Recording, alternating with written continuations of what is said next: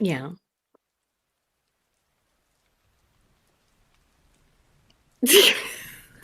We're off to a great start. Muted. Oh, there we Hello, go. That would everybody. help. I hope you all had a Hi. fantastic Easter.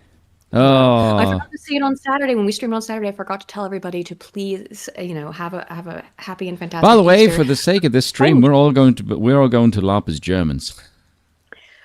Achtung, Bucko. I don't like where this is going. Und ein little bit. Eine kleine Klein bitte. German LARP, Deutschen. Right. Well, hello everybody. Welcome back. I hope you all It's had a been a wonderful hell of Easter. a retarded week. I didn't pull As this is stuff up, every but week. it was there was a crazy. Can we talk about the drama first? I don't have anything up for it, but I just want to talk about Oh, wait, it. the Reddit Libertarian follows you? She's blocked me. Yeah, well, you can see I've got her tweet up here. Yes, Josie follows me. I'm blocked by so many big accounts, and I'm very proud of that. I still have yet to earn Razorfist's block, which really aggressive. pisses me off. Well, I hope Razorfist blocks me. I think I blocked him because I can't stand his fucking Hebraic. Do you know what I just will find hear really more of this ironic? Hebrew nonsense, okay? Is Yeah. he's the one who invokes genetic lineage when it comes to Iran. Like, you're an American and white. Yes. You don't see the irony in that?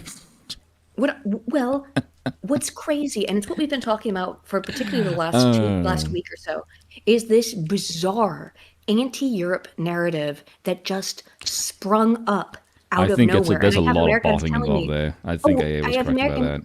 I have Americans telling me, "Oh, I've always hated Europeans. I've always hated Europe," and it's like, Of course, we're better than them. well, it's cutting off your nose to spite your face. That's you. They're your people. It's your culture. You rootless savage. What's wrong with you? I don't get it, dude. I genuinely don't get it. Oh, did I get my Discord back? Arceon asked for 5. Yes, I did. Monarchy is not cringe. How dare you, you filthy Republican? Get out of the chat. Don't be rude. My Yes, Discord I will. Was hacked. My Discord was hacked for about 2 days, and here's the thing: if you don't know about this, this is just something for everybody to be aware of regarding Discord. So everyone was kind of, when I told people that like my Discord got hacked, they said, "Oh, what dumb shit did you do? Where did you leave your where did you give your password up to? What Indian scam did you fall to?" No, what happened is that I don't exactly know how it works. Uzlo explained it to me, but I still don't understand, where they create this temporary token to get into your Discord, and there is nothing you can do about it. It overrides two-factor authentication, it overrides passwords, it overrides everything, and they can just get into your fucking Discord. It didn't, and about 2 days after it happened to me, it happened to another friend of mine, and I got the same message I sent out about, sign up for this Mr. Beast scam. Yeah, Discord is fucked.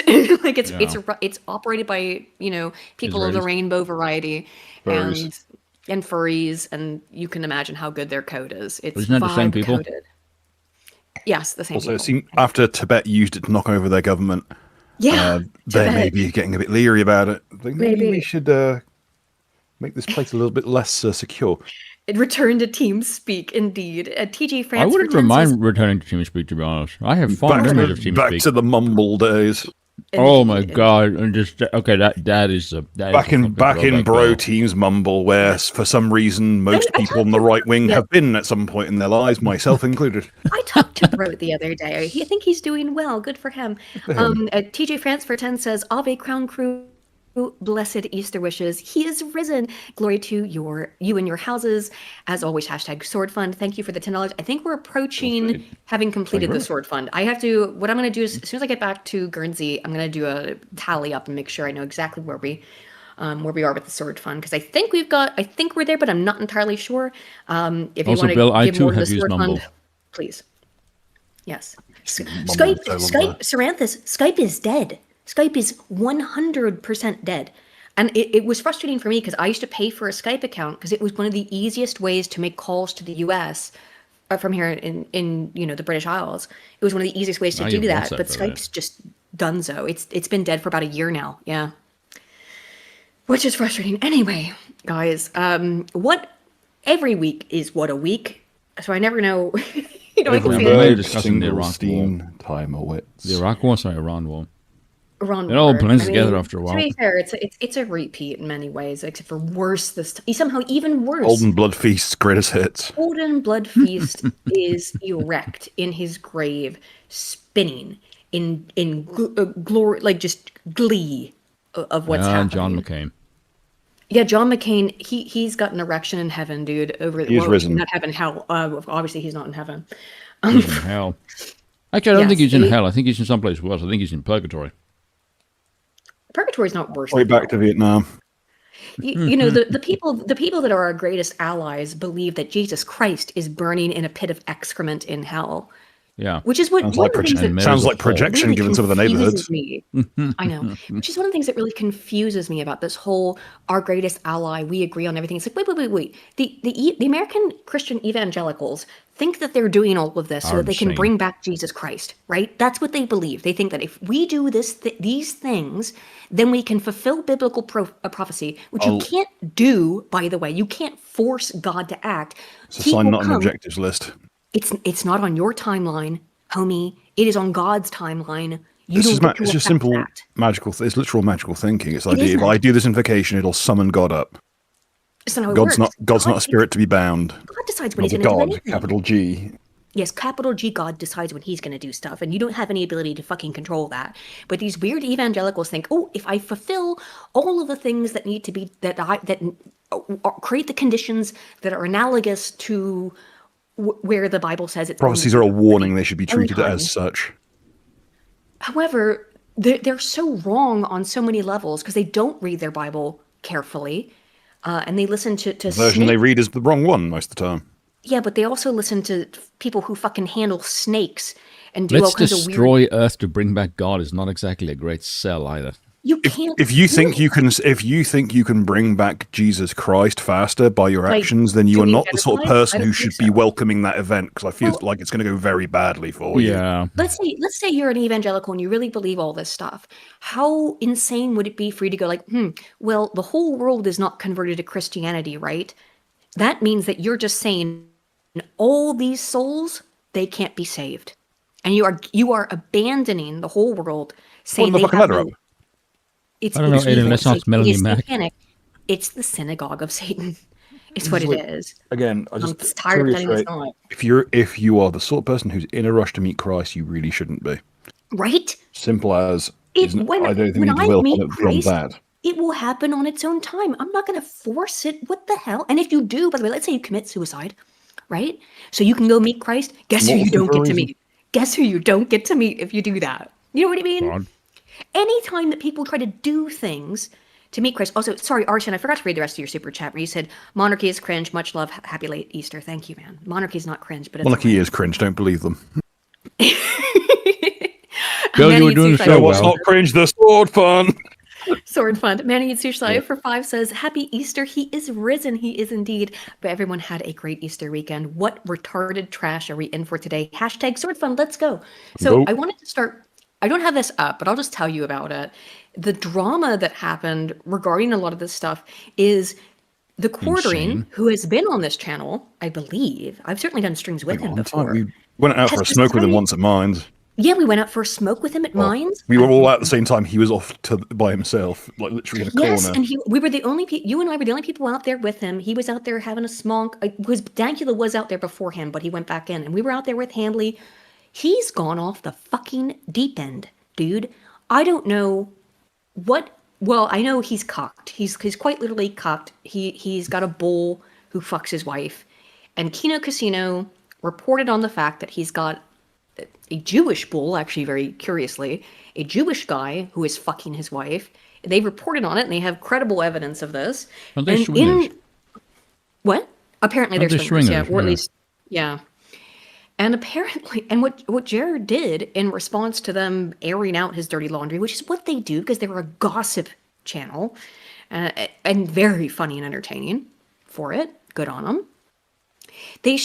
Jeremy struck their YouTube channel. It's he denied it for a while, but then he admitted to it, and said he's going to do it again. And he still will not give his financial records over to Caleb Hammer. Who Caleb's like, I'll do a financial audit on you. He's now struck Kino Casino's channel. Luckily they won. They got the strike overturned, at least for one of them, the one that we think Jeremy made on their preview of the stream where they were going to talk about the bull. And then it looks like the bull struck it because the only person who can say, "Hey, you have my personal identifying information in this video. I need it taken down," is the person to whom it concerns. So it could only be three people. It could be Jeremy himself. It could be the bull. Or it could be his wife. I don't think it was his wife. I don't think she knows anything about this or has anything to do with it. Which means it is him or the bull. It is, what an insane world we live in. Jeremy Hambley was on the stream. What was that, 6 years ago? Where so it's Destiny, to be fair. So maybe we should just stop bringing on people we actually like. Yeah, I know. Just I don't I don't talk to Destiny anymore either. I did for a while. I fucking hope not. I know. But before all this stuff came out about him being essentially a potential sexual abuse, he's nonce by his own deviant. Yeah, no, I mean, like he did some stuff that I'm very sussed about. Who? And I was trying Steven to be friendly or with him. Jeremy? He threatened Steven. He threatened to sue me back in the day, and I, being a Christian, forgive and forget. All right, you say you're You should not gonna do forgive, shit but like never that. forget, though. You're probably right. Maybe forgive, Yeah. don't forget. Wait, there's actual credible evidence. He has a bull for his wife. Yes. Go watch Kino Casino. Oh, already trolls. Yeah. Yeah. You go watch Kino Casino. They're both on Kick. That's where you can find the whole streams, and then you can also find the clips on YouTube. It really does appear that Jeremy's wife is getting fucked by a Jewish bull, and which is such an insane statement and sentence. But here's the thing: there is one rule of YouTube that supersedes all other rules. Don't be a flaggot. Don't flag people down. Don't fuck with people's bread and butter. Don't fuck with their bread. You're part of this ecosystem, and you're fine. You will one day get someone talking shit about you. I've had shit talked about me before on fucking like Kiwi farms, and I just find it funny that it's as little as it is. How you even get brought up in my thread on KF is funny. Look, also, I don't have a problem with KF. They're going to gossip. They're going to, which oftentimes means making stuff up and hypothesizing and coming and theory crafting and shit like that. That doesn't bother me. I've given Josh Moon a bunch of money, in fact, to, as I've talked about before, which I don't want any fucking credit for. I'm just saying because look, I live by my principles. My principles are that I'm in favor of free speech, or was. I've kind of changed my mind only in theory, only because free speech is actually quite gay. However, I'm in favor of Kiwi farms existing. It's that is freedom of speech made manifest, and I don't give a fuck what they have to say about me there. It's their right to say it. Oh, so by you're the way, allowed to be picky with what kind of shit you like, yeah. I am the person who changed Aiden's opinion on that. I've had a bunch of people tell me I somehow fucked with Aiden's mind and made her like an extreme right-wing crazed, and I'm like, I wish I did, but I can't really like claim for that. I like the ability, I like that to have like the perception that I have power to warp people's minds. That's kind of based, but I didn't do that to Aiden. Aiden's principles are in favor of Muhammad. Shut up with this counter-jihad bullshit. Why are you taking the bait? You motherfucker. No, I'm just saying. That guy with the fucking I need to be clear about this. If you think that for some reason I'm pro-Muslim and I'm pro-Islam, when I have spent the last 10 years screeching against Islam, screeching against mass Muslim migration to the West. By the way, do you know what you get when you start these kinds of fucking foreign wars? Do you know what you get there? You get massive Muslim immigration to Europe. I don't mind Muslims so long as they're over there. I'm not. I love fucking Muhammad. You're not allowed. I love Jesus Christ. He is my Lord and Savior, and I don't give a and Muhammad is a fucking who is burning in hell. There you go. However, he does not like the Israelis. What? By the way, I'd like to take this moment to curse Krishna as well, just so we can round things out. I don't mind getting baited. I'll get baited from time to time. I can get baited. Isn't that my job? We got some people in chat today who I think are pissed off at things I've said on Twitter. Touch grass, you three lost the plot. Fuck off. And I'm about to start. Why did you say fuck me? Why did you say fuck me for? Because I said this on Twitter. I said this on Twitter. If you want to come at me with some Hebrew nonsense, I'm gonna block you, and that's what it's gonna be. Oh yeah, I get your shit figured out. I had a bunch of people message me about your behavior on Twitter. Oh, my behavior. They were all, they were all positively in favor of it, actually. Like, based. Like that's It's just the the usual Aiden thing of why is Aiden spurging out on Twitter? Don't get me wrong, I agree, but why particularly is she like this today? Because I'm fed the fuck up with this bullshit, and I want to point you to why I'm fed first, up. folks. It's the first time Aiden's ever been to fed. explain exactly what I'm talking about. Trump tweeted this. So, Bill, how are you doing? Truthed this on Easter Sunday. He said Tuesday. To be seen, young spoon. He's going to blow up their power plants. He said Tuesday will be power plant day, meaning he's going to blow up their power plants. He tried to do that and destroyed a bridge, a civilian bridge that was unfinished. This is civilian infrastructure. He is not talking about taking out military targets. He is talking about destroying civilian infrastructure. All wrapped up in one, in Iran. There will be nothing like it, exclamation point X3. Open the fucking strait, you crazy bastards. Trump, you closed it. And by the way, it's closed again now. It's totally closed now. Yeah. 20% of the of the world. You will never command the banhammer like academic agent. Don't fucking tempt me, because I will. I have no problem kicking or banning anyone. I agree with AA's approach towards just banning people who are obtrusive. Yes.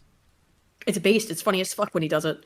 Anyway, I don't like to ban you guys because for the most part, you're all very chill. And I like you. Is the most part. I think we have a good. Yes. I, however, do wield the banhammer. And I am not a pro-freeze person. Yes. Cerebus, Aiden basically hides behind me and just says, "Spoon, press the button." I'm a woman. I'm allowed to do it. Cerberus for 5 says, "Never forget, but forgive your enemies." I don't know if I can forgive. It'll take a while before I feel okay to do that. Anyway, you can continue with this. Again, Trump truths this on Easter Sunday, the holiest day of the Christian calendar. At 8:30 in the morning. Praise be to Allah. Yeah, I think that's a troll. On Easter Sunday. I know it's facetious. Do you think it should just come down from on high, from Israel, just going, you have to say praise Allah in a tweet? And he's like, okay, how can I try and make this look as mitigated as possible and not as incriminating as possible? I mean, it is incriminating as shit. I mean, it's essentially just being sarcastic, but it's given the day, insanely poor taste. Yeah, what did you just delete there, Spoon? Panzer Dude appears to be having a rough one. I'm wondering if he's one of the people on Twitter who keeps. He said I'm too base to actually wield it, so I just went like, I want to bet. Oh, there you go. Okay, watch. Rat Chasing Number 2 says you guys should do Uno No Mercy for next stream. Oh yeah, maybe that might be fun. Look, at some point, me and Spoon have to do the stoned/drunk Phasmophobia playthrough, but that one's going to have to be on Rumble. Where you just say bitch NWA ghost. Yeah, that'll be fun. Well, I have to get drunk and play a game. I can't do that here. I'm sick of this stuff. I'm so sick of it. What the fuck is this truth? Praise be to Allah. That is literally based right. This is an edict came down from some Israeli fucking handlers. I don't think this is Trump. I don't think so either. Also, very one of his handlers. What we've learned from the whole Charlie Kirk cadre situation is that on both basically every side of this conversation at the upper levels, or at least the visible upper levels, there's just a bunch of fucking mental cases and parasites that are just kind of needling into every fucking nook and cranny. Sorry about that, Arslan. Sometimes they pop up to me in a weird orientation. I didn't see the second one, which Arslan for another 5 says, slightly off topic, but with all conservative politicians and commentators getting exposed as liars, how many people actually live their principles? Very few. You will know them by their actions, and you can see it now. This is us. And I really think this name, speaking of Charlie Kirk, was chosen on purpose, the turning point. You can find out right now who is based, who is a real one, and who is fake. I can't be bought. Spoon can't be bought. Bill can't be bought, except for his sword fund. But, we can't be bought off. We just tell things as we call them as we see them. And it's not just us. There's tons of people. Also, honest motherfuckers, I need to say this. Not that it needs to be said, but because stupid people won't hear it, and it's ironically because they're the ones who need to hear it the most. Just because you comment on what you see That does not mean you favor it. Yeah. It does not mean you advocate for it. It does not mean it is endorsement. It is just an observation. Anonymous, like if we say Iran is kicking the shit out of the United States, it does not mean we favor that. It's just what you see. Anonymous says he's mocking Islam, which is based. If he is, you don't say that kind of shit on Easter Sunday, the holiest day of the Christian calendar. You don't say that stuff. Geld voor de spoon. Thank you very much. Vielen Dank. Oh, thank you, DJ Francis. And just above that was another $5, which is, as the owner of a sword, I know few better joys. I hope that you enjoy the same joy in life, Bill. #sword fund. Thank you. Should I get one as well? I don't know if I actually can. He wants it now. Spoon wants us. We do that afterwards. And you run off from my sword fund, we'll go over to Spoon sword fund. Everyone will get the exact same Swyhander. Yes, we'll run it into Spoon's sword fund so you can get a sword too. Kaoru Shimizu for 5 says, you'd think the last few years would teach people not to doubt conspiracy theorists. Say that name again? I know. Kaoru Shimizu. I like the way you say it with the accent. It's not an accent. It's just how you pronounce things in Japanese. It's not no, that's definitely an accent. Do you think I put it on? I mean, it's yes. Just Kaoru. Well, I don't know. Shimizu. So, the U.S. and Iran have agreed to a 2-week ceasefire. I'm not, don't... Look, I gotta say something in Japanese. Something in Japanese. 日本語ではなんだよ。420 どうからわからないけど。I don't know.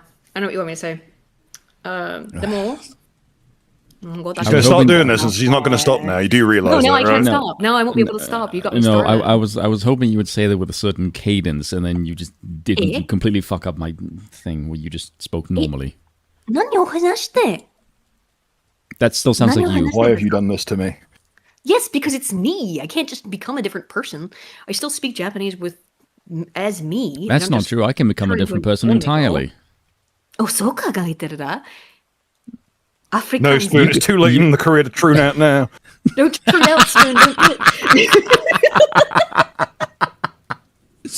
it. Bill, I swear to God, I think there's a bunch of people online that actually have a bet into when I'm going to do that. I'm like, you people are insane if you think I'm going to tune out. I know. You might, if it meant you were getting more testosterone supplements that you could just use willy-nilly and just start fucking roiding out. God damn, that's a cheap shot. Mega DZEL for 5 says, for the sword fun for Khan Bill. Thank you, Mega. Cerberus for 5 says, my last super chat was meant for Bill, but would love to come on and chat about Australia. I can't believe that Anthony Albanese is not a complete and utter cuckold. I mean, he is, but he was based on this Iran stuff, which is astonishing to me. However, gentlemen... There's a lot of lefties around here, really. It is with great sadness to inform you that Keir Starmer has predictably cucked and is now allowing the US to use UK bases. Why, has he? Oh, fag. Yes. Yeah. Jay Cotto, who's been a member for 32 months, says, I haven't watched you guys only because it's too sad. I know, man. I don't like this shit either.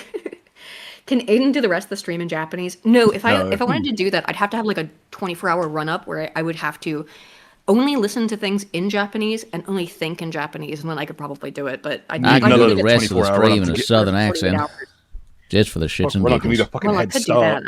I could absolutely do things in a southern accent, but I don't like to do it because it's how I used to talk when I was a kid, and I feel a little uncomfortable doing it. I would advocate you do it. It's greatly amusing. You overput it on. You go a little bit too foghorn leghorn about it, and that's not how. That's kind of the whole point. I know it is, sir, but that's not how. It's basically to sound like a Southern Baptist preacher. Yeah. Like if you've ever played Vice City and listened to Pastor Richards. What else is there to listen to in Vice City? It's the best channel. Vice City. VCPI, yeah. So call yourself the Wolverine. Yeah. So as I said, spoiler alert, this is already violated, but the US and Iran agreed to a 2-week ceasefire. The US and Iran said Tuesday, we're on Wednesday, it's already been violated. It didn't last 24 hours. Now, I will be clear. It didn't even last 12. Iran was also attacking Israel the whole time. They didn't stop because, as you're going to learn, or we're going to talk about, Israel never agreed to the ceasefire. This was a ceasefire between the United States and Iran. But because the United States is a vassal of of Israel, by attacking Israel, the United States took that as attacking it. So U.S. said United States and Iran said on Tuesday they have agreed to a 2-week ceasefire. It's already over. And one of the things that I was talking to Oren McIntyre about this on Twitter, and the reason why this was never going to work, this ceasefire, why it was never going to work, is because the U.S. literally cannot help itself, and because MAGA and the neocons and people who hate Trump are all aligned in that they want to destroy Iran. That is how MAGA and they need it to happen, because otherwise it's sunk cost. It's sunk cost. Yeah, it's crazy. like, what did we've lost, by the record, by the way. The record, which is, as we know, not accurate, 15 soldiers. I know it's not many, but one American life is too many to be sacrificed for this pointless war. Millions, billions of dollars have been spent on this. And the soldiers still haven't arrived yet for the ground invasion that's about to occur. Are they actually going to? Yes, they're on their way. Oh. They're on ships on the way to Iran. 7,000 soldiers, 7,500, I believe. So the ceasefire is happening, and then a whole bunch of them are just going to... A bunch of Marines, 7,500 Marines about to show up, yeah. That to me is bizarre. What's the plan to impregnate Iran? I guess. Michael Doberman for 5 says, half of this is for the Spoonsberg's Out on VTuber Fund.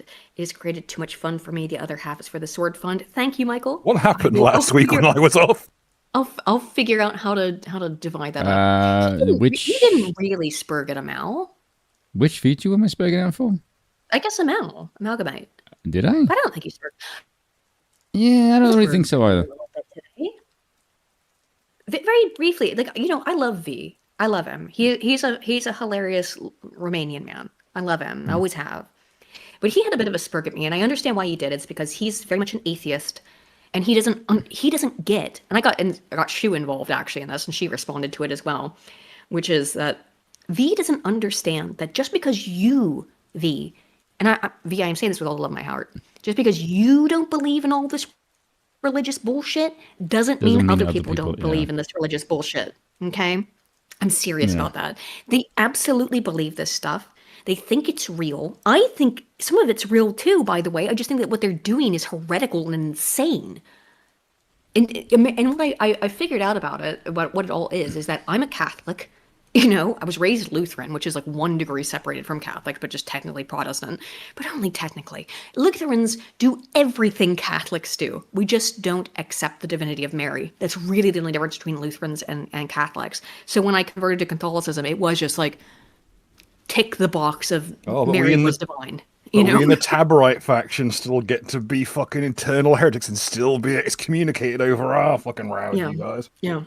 By the way, speaking of Kersha, as you mentioned her Spoon, I've noticed that a ton of people, including Kersha, have all made the same statement that I made the other day on Twitter, which is that we got to knock out this left-right divide stuff because it's artificial. It really is at this point. It is obvious who our enemy is. And yes, leftists are retarded and evil, and they venerate ugliness. However, I think they can be saved.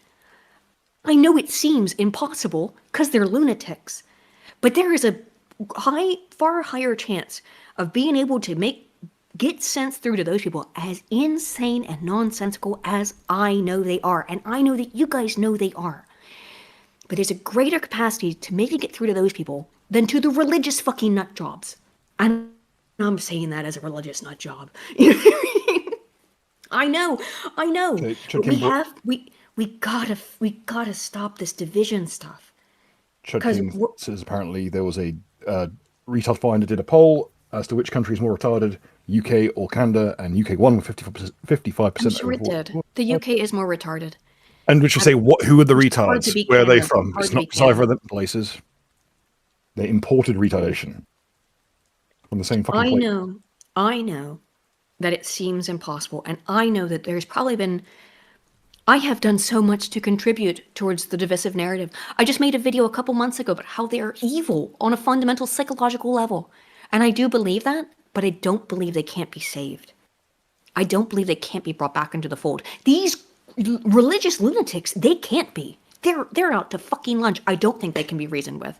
I don't really think leftists can be reasoned with either, but I think you can find a way to reason with them. Sort of. I don't know how to do it. I don't know where we get there. But I think you have a greater capacity to reason with them than with the religious nut jobs. Right? Well, Black Dynamite, we are the religious nut jobs. Yeah, well, yes. But the other ones, the ones that are stupid and don't actually read the, I owe reparations for my crimes, Panzer Dude. Panzer Dude, you're gonna get fucking banned. All right. Narrow it down. Yeah, for what? I'm just, you know what? I don't know what your issue is, but you're in timeout. Think about what you've done. 24 hours. Bye. They'll never know what they were. He's been spamming the whole time we've been on. We've been live, just like talking shit about me, and it's like, look, you're allowed to talk shit, but make sense. Be cogent. If you've got an issue with me, explain it. Don't just post vague shit. Okay?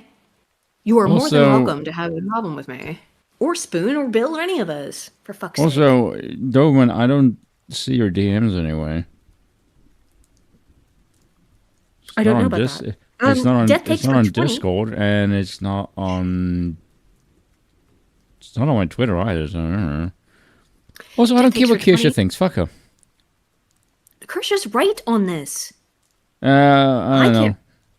I'm neutral on Kirsha. That makes us a fairly well-balanced podcast. Well, Kirsha and I are both women, so you can take our opinions at like a negative 50, right? On the opinion scale. if she's disagreeing with me, her opinions are wrong. I don't know what even the only opinion that we need to have solidarity between the forces of good versus evil. My opinion is to crush anyone who disobeys you. It is the forces of Europe versus the forces of non-Europe. That's what it is. And not even Asia. Asia's fine. It is the forces of Europe and Asia and everybody else against the Semites. I'm sorry. And they're not Semites. Let's be very clear. They're Edomites. South Asia is really They say they are Jews, but are not, but they are the synagogue of Satan. This is written in Revelations. It is the words of Christ. More importantly, you've got fucking eyeballs. Use them. Yeah, how about that? I have eyeballs? You do? Oh, yeah, sometimes. Oh, but it's legs that I don't have. Michael, did you send it to me on Discord? Or send it to me on Twitter? Because if it's on Discord, I don't see it, but... Also, the last time she spoke to me was like a year, over a year ago. So I haven't talked to Kirsha personally in a while, but yes, I don't know what the hell crawled up her ass. It's interesting. I don't see where you've DM'd me. You tell Doberman Lucifer. You tell me where you've DM'd me at, and I'll find it. Cerberus for 10 says I can't figure this out, but our favorite nation is the enemy. How can't we figure this out? I love the nation of Israel. Where is my blessings? Because the nation of Israel is not the nation of the Jews. You have been lied to. If you read very carefully, read Obadiah. Where Obadiah is only like one chapter. It's so short. Read Obadiah. You must. I beg of you to read Obadiah, and you will. All of this will make sense. But also read Ezekiel and read Isaiah, and it will all be laid out for you. You might as well just get cracking on with the whole Bible. You will get cracking on the whole thing, but you must, if you want to understand what is happening right now, and you are a Christian, I beg of you to read, if nothing else, Obadiah. It'll take you 15 minutes. Read Obadiah. All of it is in Obadiah. The rest of it is in Isaiah, and the rest is in Ezekiel, and it's all right there laid out, clear as crystal, what is happening. Those are all prophetic books. They speak of the far future. They're prophecies. Mm-hmm. And what do they all say? The same thing. I'll read you what I posted to V. I'll just read the actual fucking lines, line by line, from those 3 books. Which version, just so we know? I use the Catholic version, but I think I used King James for this. KJV, is it all yet? I think I used King James for this. Where did I send this to V? As you're looking that up, yeah. How can Joan Supremacist 1859? Back in the 90s, I was in Bill's walls. Hello, guys. That will explain all the sleep paralysis. So I'll read you a couple of quotes from the Bible. Quote, Savior shall come to Mount Zion and judge the mountains of Esau, and the kingdom shall be the Lord's. That's Obadiah 1:21. The house of Jacob shall be a fire, and the house of Esau stubble, and they shall burn them and consume them, and there shall be no savior to the house of Esau. Obadiah 1:18. I will stretch out my hand against Edom and kill both man and beast. I will lay it waste, and from Teman to Dedan they will fall by the sword. I will take vengeance on Edom by the hand of my people Israel, and they will deal with Edom in accordance with my anger and my wrath, and they will know my vengeance, declares the sovereign Lord. That's Ezekiel 25:13. My sword has drunk its fill in the heavens. See, it descends in judgment upon Edom, the people I have totally destroyed. The sword of the Lord is bathed in blood, for the Lord has a sacrifice in Bozrah and a great slaughter for the land of Edom. That's Isaiah 34:5-6. It's pretty clear. Do you know what I mean? God's got some pretty fucking clear words for these people. Right? My wrath, my wrath, whatever, same thing. Yes. Whatever. Wrath is correct, actually. Wrath is correct. Also, people asking to bring Kirsha on. I will never have Kirsha on this fucking channel. Ever. Why? What's wrong with Kirsha? Out of personal fucking principle, I won't have her on. What do you have a problem with Kirsha over? She can fuck I like off. Kirsha. Ooh, what happened? Ooh, we got a little drama for us as well. No. Do you have a Sounds like Twitter tiff? You get in a Twitter tiff with Kirsha? No. I'm just asking. Explícame. Spoon. No. I'm just saying. Explícame. No. I didn't know. I don't know. I don't do drama. Bex I'm just saying she. Well, of course, Bex is going to back me. But no, she can fuck off. Cerberus for 5 says, no, I understand that. What about our favorite nation? I love the nation of Israel. All for Bill. You're right. We all love the nation of Israel. We do. And I cannot wait until the Edomites are gone and the true Jews return to the nation of Israel where they belong. The children of Jacob and not the children of Esau. Look, I've been watching a lot of pastors recently, and I've gotten quite Christ-pilled more than normal. And so I might be a little bit evangelical myself, but not in the cringe way. Anyway, it's too late. Women cannot preach. No, they can't. We shouldn't. We shouldn't be anywhere involved in it. Anyway, so the U.S. has made a apparent ceasefire with Iran. It's already been violated. We're going to play here Trump's speech on it. It's only 2 minutes or something like this. This is an ad. It's longer than this. Oh, fuck. No. Can I get... Is it only this long? Yeah. Okay. All right. Let's get past this. Skip.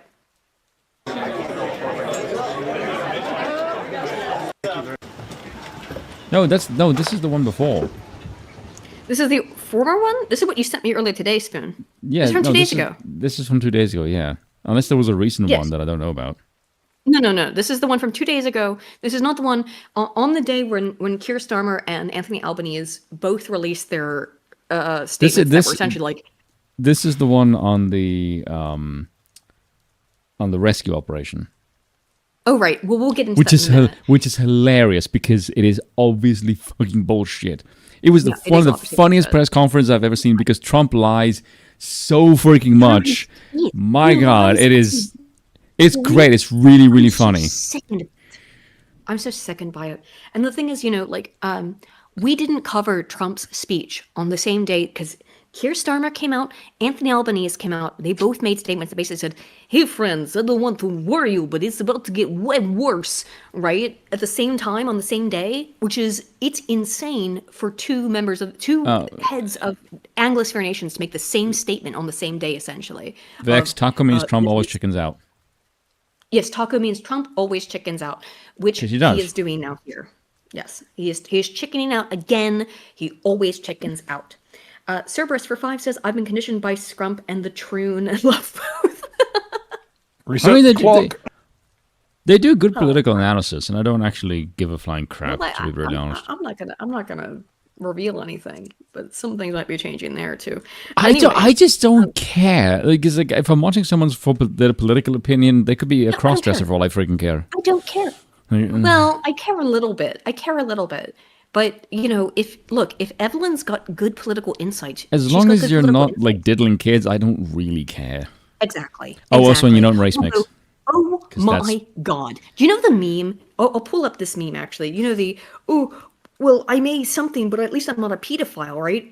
I'm not rude, right? I may be a pedophile, but at least I'm not rude. You really want to have this on your search history? No. You know about this meme, though? No, I do not. Could probably... It's old as the hills, and it's... What the fuck? Where's the meme? Okay, whatever. You know what I'm talking about. There's a meme where it's like, well, I may be a pedophile, but at least I'm not rude. And the picture of the most Hebraic motherfucker possible. Unironically, between Pete Hegseth and Ted Cruz, they did that meme this week. Now that you mention it, Ted Cruz does look like Pete Hegseth if Pete Hegseth was waxed. Ted Cruz looks like a pedophile is what he looks like. Anyway, Yeah, here's Trump's speech. And he's got Hegseth, his little lapdog there. To be with you, and happy Easter. We had a great Easter. This is one of our better Did Easters, we? You said praise the law on Easter, Trump. Fuck off. I think in a lot of different ways. I can say militarily, it's been one of the best. Militarily, we're in real dire straits. We blew up 5 helicopters trying to get one soldier out of the U.S. By the way, there's pretty credible rumors there's another guy who's stranded. Another There was soldier. 2 stranded. Yes. So there are 2. Okay, that has been confirmed because I thought it was a rumor that the other guy was. So there's 2 stranded soldiers. We spend millions of... By the way, I don't object to that. I think spend every penny to bring back an American soldier. Because one of the things that is so disgusting and upsetting to me is that American lives are being lost for this pointless war for Israel. Americans should not die for this. It's crazy to me. Why are we letting Americans die for someone else's war? Dude. Did we get both of them? Oh, thank God, at least. Worth every penny. That part I will not complain about.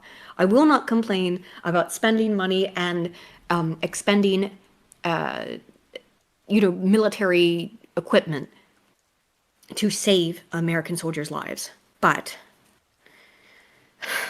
yeah, no photos of the pilot is quite kind of sketchy. That's disconcerting. If there's no photos of it, that's or names or any information whatsoever. Yeah, where's the names? Yeah, we don't even have the names of these guys. Normally, their names should be everywhere. You'd think of hero. We've saved him.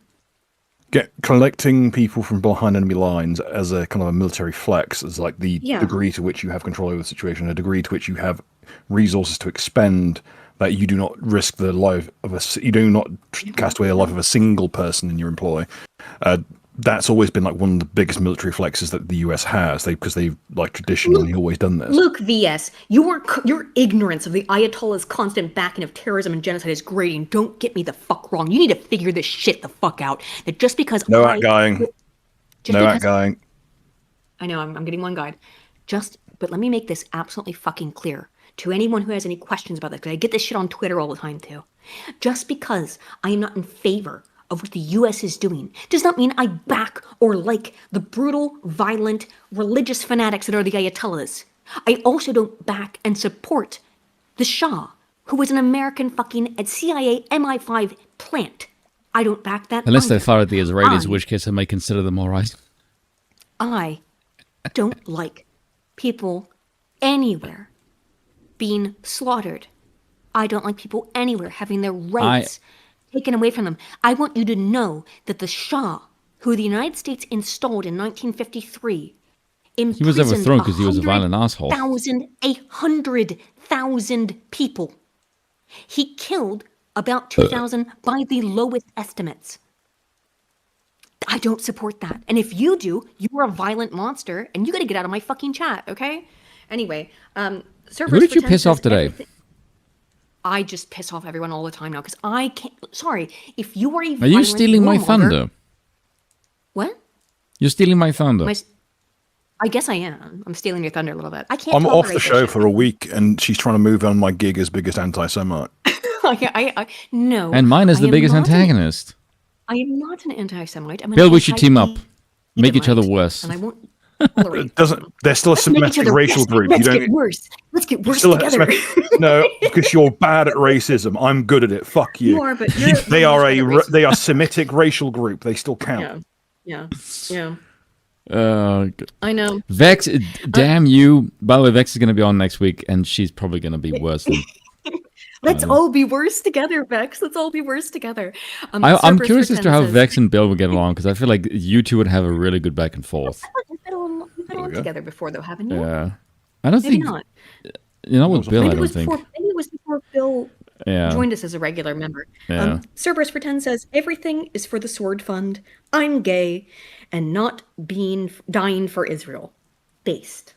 $5 trillion more for the sword fund.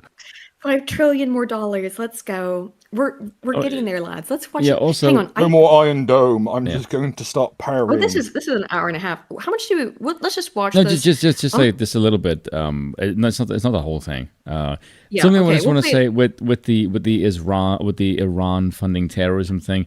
Just look at the shit that Israel fund. Like, Israel actually funds Hamas. Like, in case you didn't fucking know that, right? And as far as you do realize, also, America backs proxies all the fucking time. America funds like, Hamas. Oh my good God, they fund a funds shitload of so-called freedom fighters.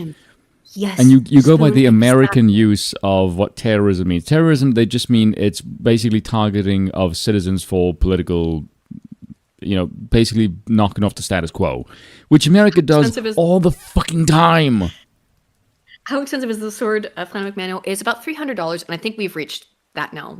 I think we've got more than enough, but look, if people want to still donate towards the sword fund, like I said, we'll funnel it towards getting Spoon a sword, then he can get a big ass fucking spy hunter, right? Based. I don't know where I would put it.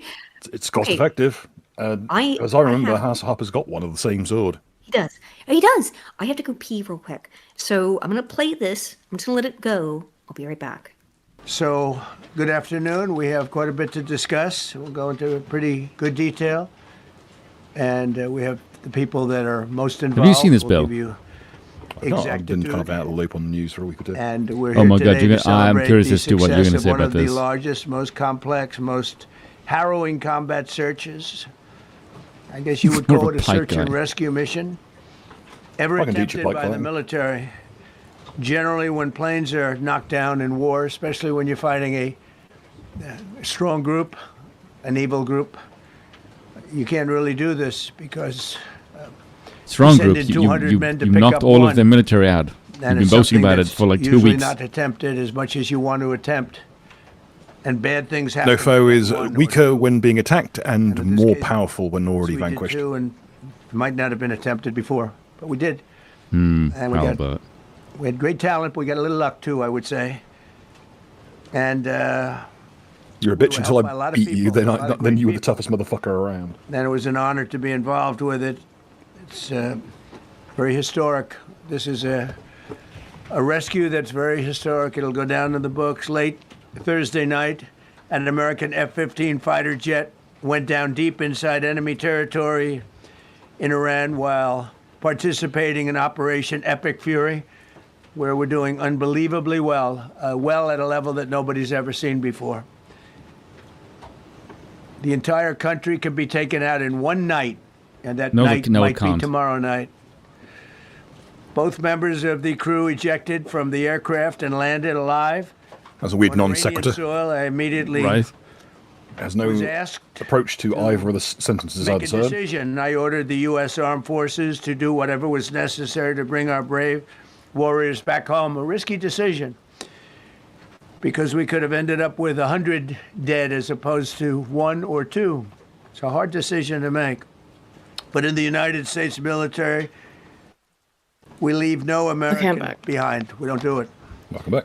Within hours, is there anything to pause for you? 21 military aircraft into hostile airspace. We'll let them have it. At very low altitude, go back to that. Go back. Shot by bullets. The U.S. Armed Forces to do whatever was What? Yeah, just go.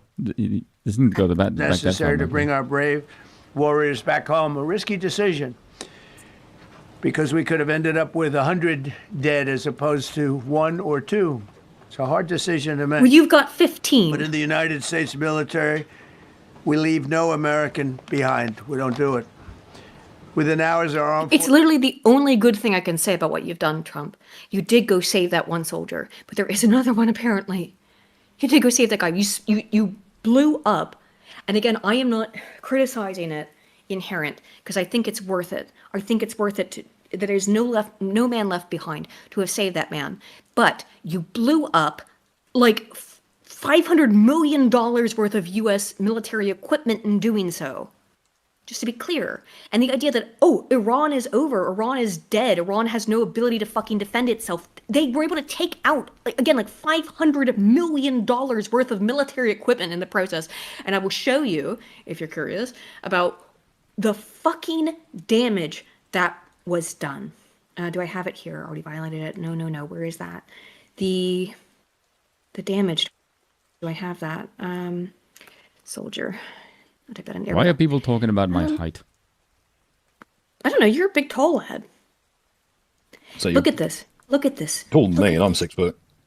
I'm Yeah, not Bill's that 6 foot. tall. Look at this. Just understand that what Trump two? is talking about right now is he is talking about the destruction of all of this military equipment.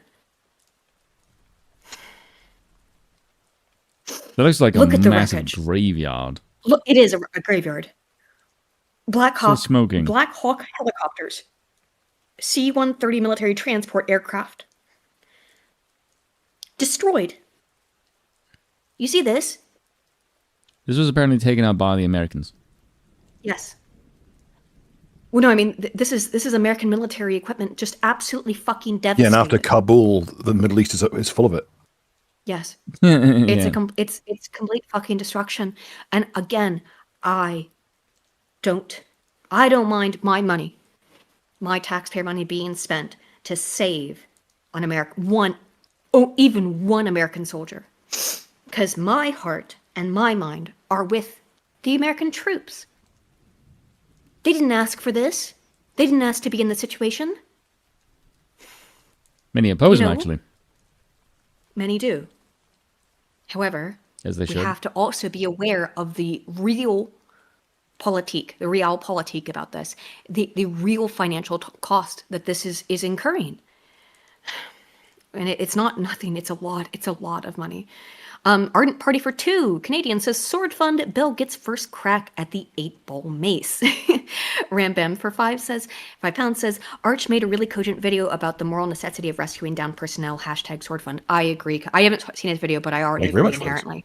I already agree inherently. You must rescue your people. And it is it's always a massive morale win, even if it does, Yes. even if you lose a few lives, it's always a massive morale win, and it fucks up enemy morale massively. It does. Because When you'll say, suddenly, "We will holding go on in to a prisoner and of save war our is guy." like we're painting a fucking Yeah. bullseye on ourselves. It's the only thing I can say about this Iran war shit that I have been pleased with Trump for doing is going and saving that serviceman. Well, I'd question And I how hope much he saves all actual of them. input he has, considering its basic I protocol. don't. Yeah. Does he? I mean, We keep doing who this actually whole laugh, like we- everyone all lefties pretend that Obama personally wrestled Osama bin Laden to the ground. But Hegseth has fired like 12 generals. Okay. Yeah. Which you have to wonder about. Why are all these generals being fired? Well, I can tell you because we know They why. oppose. Because they opposed the war with Iran. And so you are firing your greatest military strategist that you have available to you. Why are you doing that? Because they're saying These no, it people- can't be done. That's the reason why. Because they're saying no. It's not because they're bad military strategists. Maybe they are. But I don't think that's why. They're being fired just because they're saying no. nothing gets in the way of statecraft quite like an ego. I know. And good on Arch for making that video, by the way. Good on him. That's very based of him. And that is, I agree with that entirely. Leave no man behind. It is one thing I do absolutely agree with 100%. This is Netanyahu.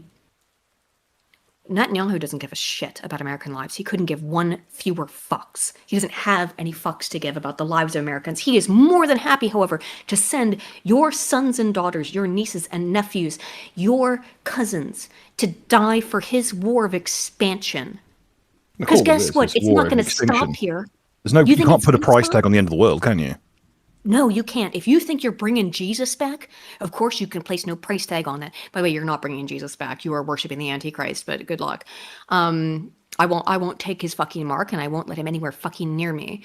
But the reality is it's not going to stop here with Iran. It goes to Turkey next. That's why the United States is leaving NATO. I told you guys about this on Sunday. I told you about it last Wednesday.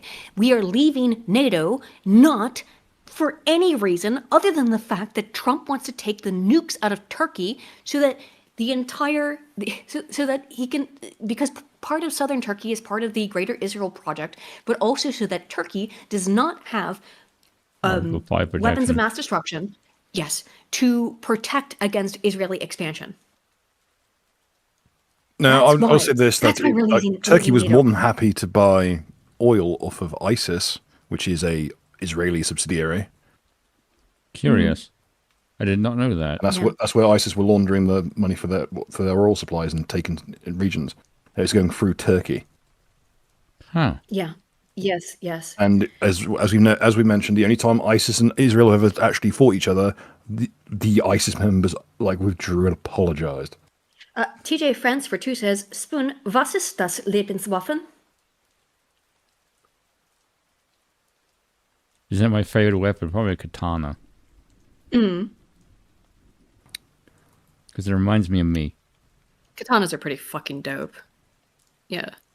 It's very thin and wiry. I think they're overrated. They're overrated. And you know how to use one. Katana's like the chunkiest swords around. But if you don't know how to use it, you're fucked. You know?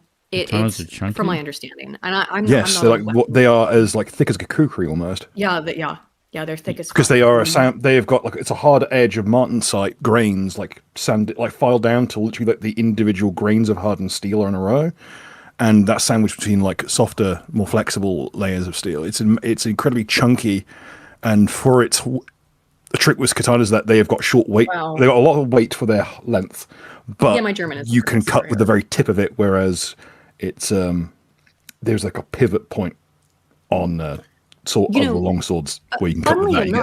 You get a bit less functional reach.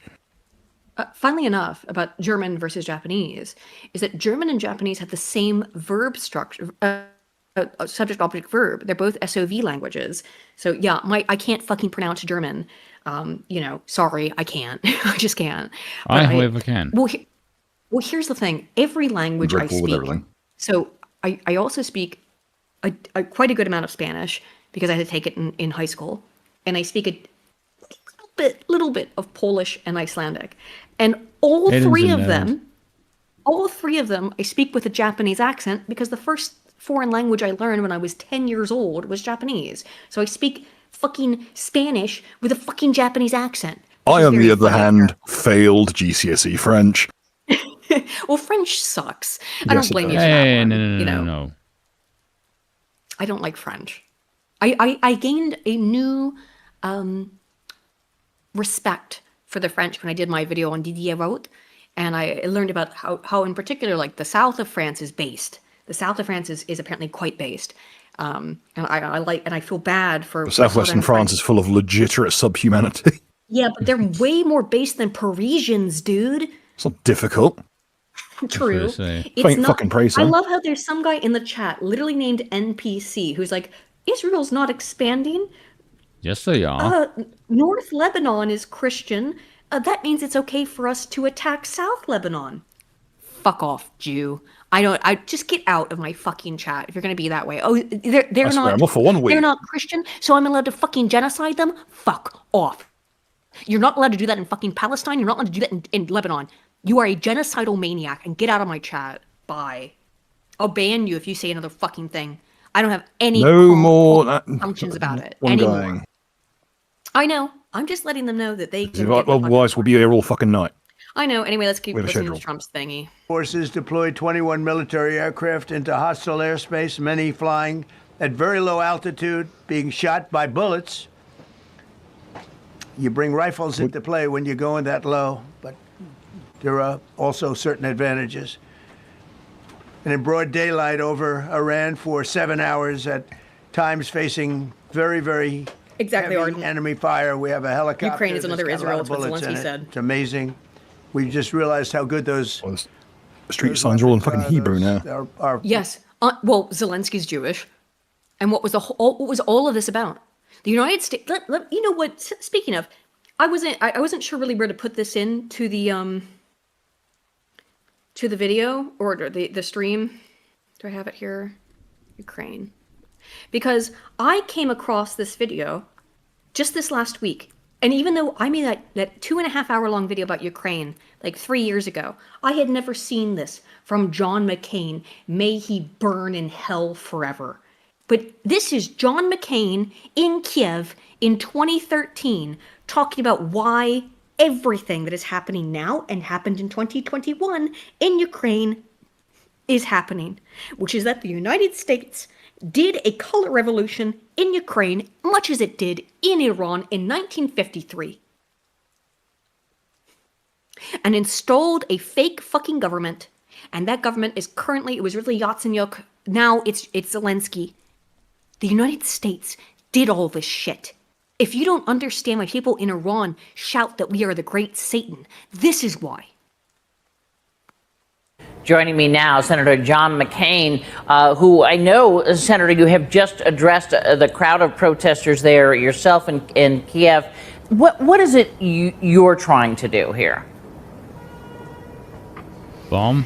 Hopefully what we're trying to do is bring about a peaceful transition here that would stop the violence, would give the Ukrainian people what they unfortunately have not, with different revolutions that have taken place, a real legitimate society. This is a grassroots revolution here. It's been peaceful except for when the government tried to crack down on them, and the government hasn't done that since. By the way, John McCain was a physical manifestation of the devil. And I don't care who says anything else, that's the truth. He was an evil, warmongering, warhawk piece of shit. And it was one of the times I got the most flack on Twitter was for saying ding dong, the witch is dead when he died, and I was right to do so. Because he was a vile, warmongering, murderous piece of shit. I'm praising their ability and their desire to demonstrate peacefully for change that I think they deserve. Let me ask you this about the U.S. role. I know that you have wanted of the administration perhaps to consider sanctions, something to help boost the anti-government protesters. The question to you is, while we're trying to boost the anti-government protesters, he means in the Euromaidan. That's what she's talking about. Excuse me, not him, her. She is talking about the Euromaidan. See why you made the mistake there. Yeah, I know, though, right? He's bigger than he is. Yeah, she's more masculine than he is in some ways. But that's not hard to do with John McCain. The United States did a color revolution coup in Ukraine in 2014, where they backed the revolutionaries to overthrow the Ukrainian government and install a U.S. puppet, as Victoria Nuland admitted to. And you wonder why I don't like this shit in Iran? We did the same thing in Iran in 1953. We have done the same thing all over the world, acting like it's our playground. It's not. We create these problems for ourselves that come back to bite us in the ass decades later. And I'm sick of it. Gotta keep the flat circle rolling. Shit. I won't abide it. And if you will, you're a fucking weirdo. I'm sorry. You're a weirdo and you're a warhawk and you're a neocon, and I don't need you anywhere fucking near me. Trying to work on so many things with the Russians, for instance, with Iran and in Syria. Is this really a good time for the U.S. to be taking on Russia? Well, I don't think that we would be taking on Russia. And by the way, yes, it was literally a proxy war with Russia, which is why he had to stop there and pause for a second, because what we did in Ukraine in 2014 was a proxy war with Russia, and then you sit there and surprise Pikachu face when the Russians don't want anything to fucking do with you. No shit. Russia doesn't want the United States, because the United States has done nothing but lie, lie, lie, lie. Since Gorbachev lied. You lied to them. We lied to them and told them that if they broke up the Soviet Union, then we would become friends and there would be peace. And we didn't do that. We promised them not 1 inch east. We did everything but.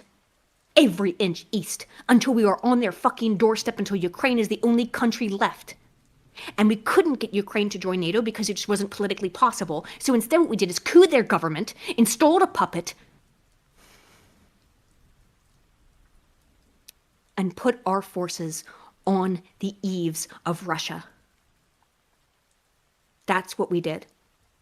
This is why every country on earth hates us, and deservedly so. I can't stand it, man. I am very pleased with Secretary Kerry's statement. Secretary Kerry, let me tell you about Secretary fucking Kerry. He was there at the Euromaidan. He was in the crowd. He was in the crowd at the Euromaidan. Must be a galling experience to be like met the members of the Ukrainian reenactment community that came out in droves, bringing siege equipment for the riots. I mean, did it find out that you were selling despite literally being physical manifestations of your country's identity, your entire country's identity was then bled out from its own shucked guts. Yeah, who asked me the question in German? Sorry, I was looking for this. Someone asked me a question in German. First of all, Cerberus 410 says, I'm with Spoon, South African accent is based, and I will speak it. Accent, do you mean accent? But that man's autocorrect is doing him dirty. Doesn't matter. South Africa and BRICS are going to ascend. The United States has guaranteed it. The fact that there is this narrative, this bullshit fucking narrative, that actually, the war with Iran is a proxy war with China, is the dumbest fucking thing I've ever heard. Not only because the only country that was able to trade before the Strait fully shut down, which it is now, was China. But let me tell you some other shit. Sorry, I don't care about the rest of what this fucking warmongering piece of shit rotting in hell is saying. Trump's deadline looms, but Asian nations have already made deals with Iran.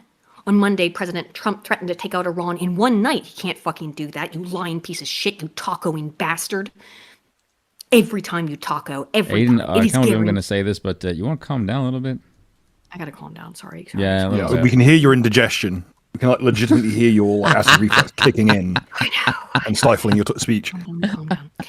Asian nations, most recently the Philippines, have been particularly keen to reach agreements as their economies are heavily reliant on energy from the Gulf. The critical route has become a global flashpoint after Tehran retaliated to the United States and Israeli airstrikes by threatening to attack ships in the strait. Oil prices have surged since the disruption to shipping in the narrow waterway, through which a fifth of the world's energy shipments usually transit. Last week, Trump said the U.S. did not need the Gulf's oil. The rest of the world does, Trump. He has repeatedly urged countries reliant on the region's energy to send warships to the strait to join America's war of choice. Someone should really tell him, if you get Iran to produce less oil, that will also impact your oil prices, despite the fact that you can make your own, because if there's less oil on the global market, yours will be more expensive. It's not just Iran. Because that's how oil is priced. Yes. All the oil that comes out of the strait comes from the Gulf. So it's Kuwait, it's Qatar, it's all of the Gulf states. I don't know why he doesn't know that. The Strait of Hormuz. Well, he pretends to not know, but he doesn't. Maybe he doesn't. He's a retard. In recent weeks, several Asian countries, including Pakistan, India, and the Philippines, have made agreements with Tehran to let some ships pass through the strait safely. China has also acknowledged that their vessels have used the channel. Questions remain over the scope of these assurances and just how lasting the agreements with Iran can be. Well, right now, and throughout the last month and a week now, China has been able to pass through the strait. I said this on Sunday, and I think last Wednesday, but to reiterate, the money that Iran is using to trade this oil is Chinese yuan. Yeah. You are replacing the US petrodollar, the most powerful currency on earth, with Chinese yuan. Do you feel like you're winning right now? At least the Chinese yuan is backed by gold. It is, and that's the thing too, is the Chinese yuan is ironic. China's bringing back the gold standard. Which, as a libertarian, I find based as fuck. It should be backed by gold. Fiat is gay. Yeah. It should be backed by gold. Also, the largest growing Christian nation. It's going to be and they are the largest. It's going to be one of those ones where it's I hope that there's an ethno state that's really religious and has and gold-backed currency as the monkey's paw slams shut. What, China's a growing Christian nation? Sorry, man, I live here. Pakistan. There you go. I'm sorry. I can't help it sometimes with the pronunciations of stuff. You want me to say? No one cares about the dirt worshipper nations. We're achieving some progress, sir. It's progress in the wrong direction. Let's go back to the stupid. We're progressing like a fucking cancer diagnosis. Indeed, progressing. Machines are. Nobody has the equipment that we have, and nobody has the military that we have. Not even close. Let me stop you right there. Sorry, I'm one guide again. I'm one guide all evening. No, you're not. Jesus is a Jew. Oh, Ulf Dalir, Jesus was a Jew. That's very true. That is correct. Jesus was a Jew. The people in Israel today are not Jews. They are Edomites. They are Here the we fucking children go again. of Esau. Yep. They are not the children of Jacob. They're not the same line as They've Jesus got your Christ. Twitter for that. Jesus, Don't son say of it here Abraham. for free. I'll do it for whatever. Anyway, Cerberus for 10 says, I will defend Asmongold on his take on Iran is gay, but I understand his positions, but I will not support them. Very based. I understand. I like Asmongold too. You're allowed to be wrong, though. It's fine. No, you're not. NPC says, for 5, says, who is Canadian, for 5 Canadian says, I am pro-war, but with cost assessment, ignore my badly worded arguments. It's all right, friend. You can always, by the way, get better. You're allowed to have a differing opinion. You're allowed to be pro-war. You're allowed to be pro-war in my chat. But just don't be retarded about it, okay? That's why who you want AA to bans attack. people. Listen, we all like Evola, however. Well, I sure do like Evola.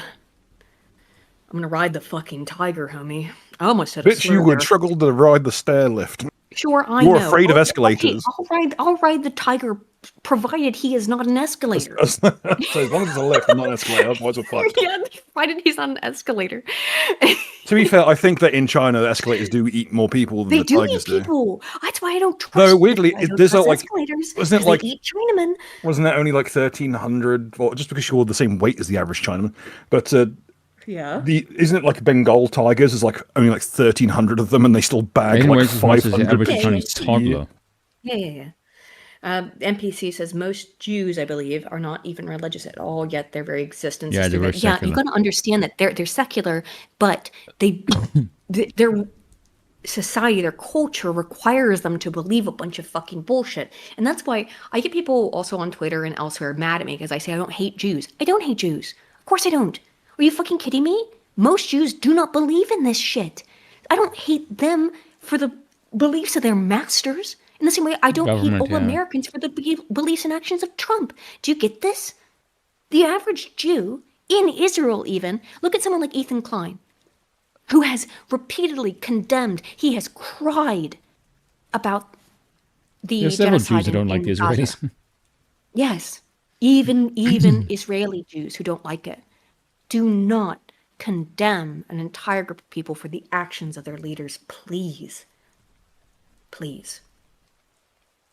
Military anywhere in the world by far.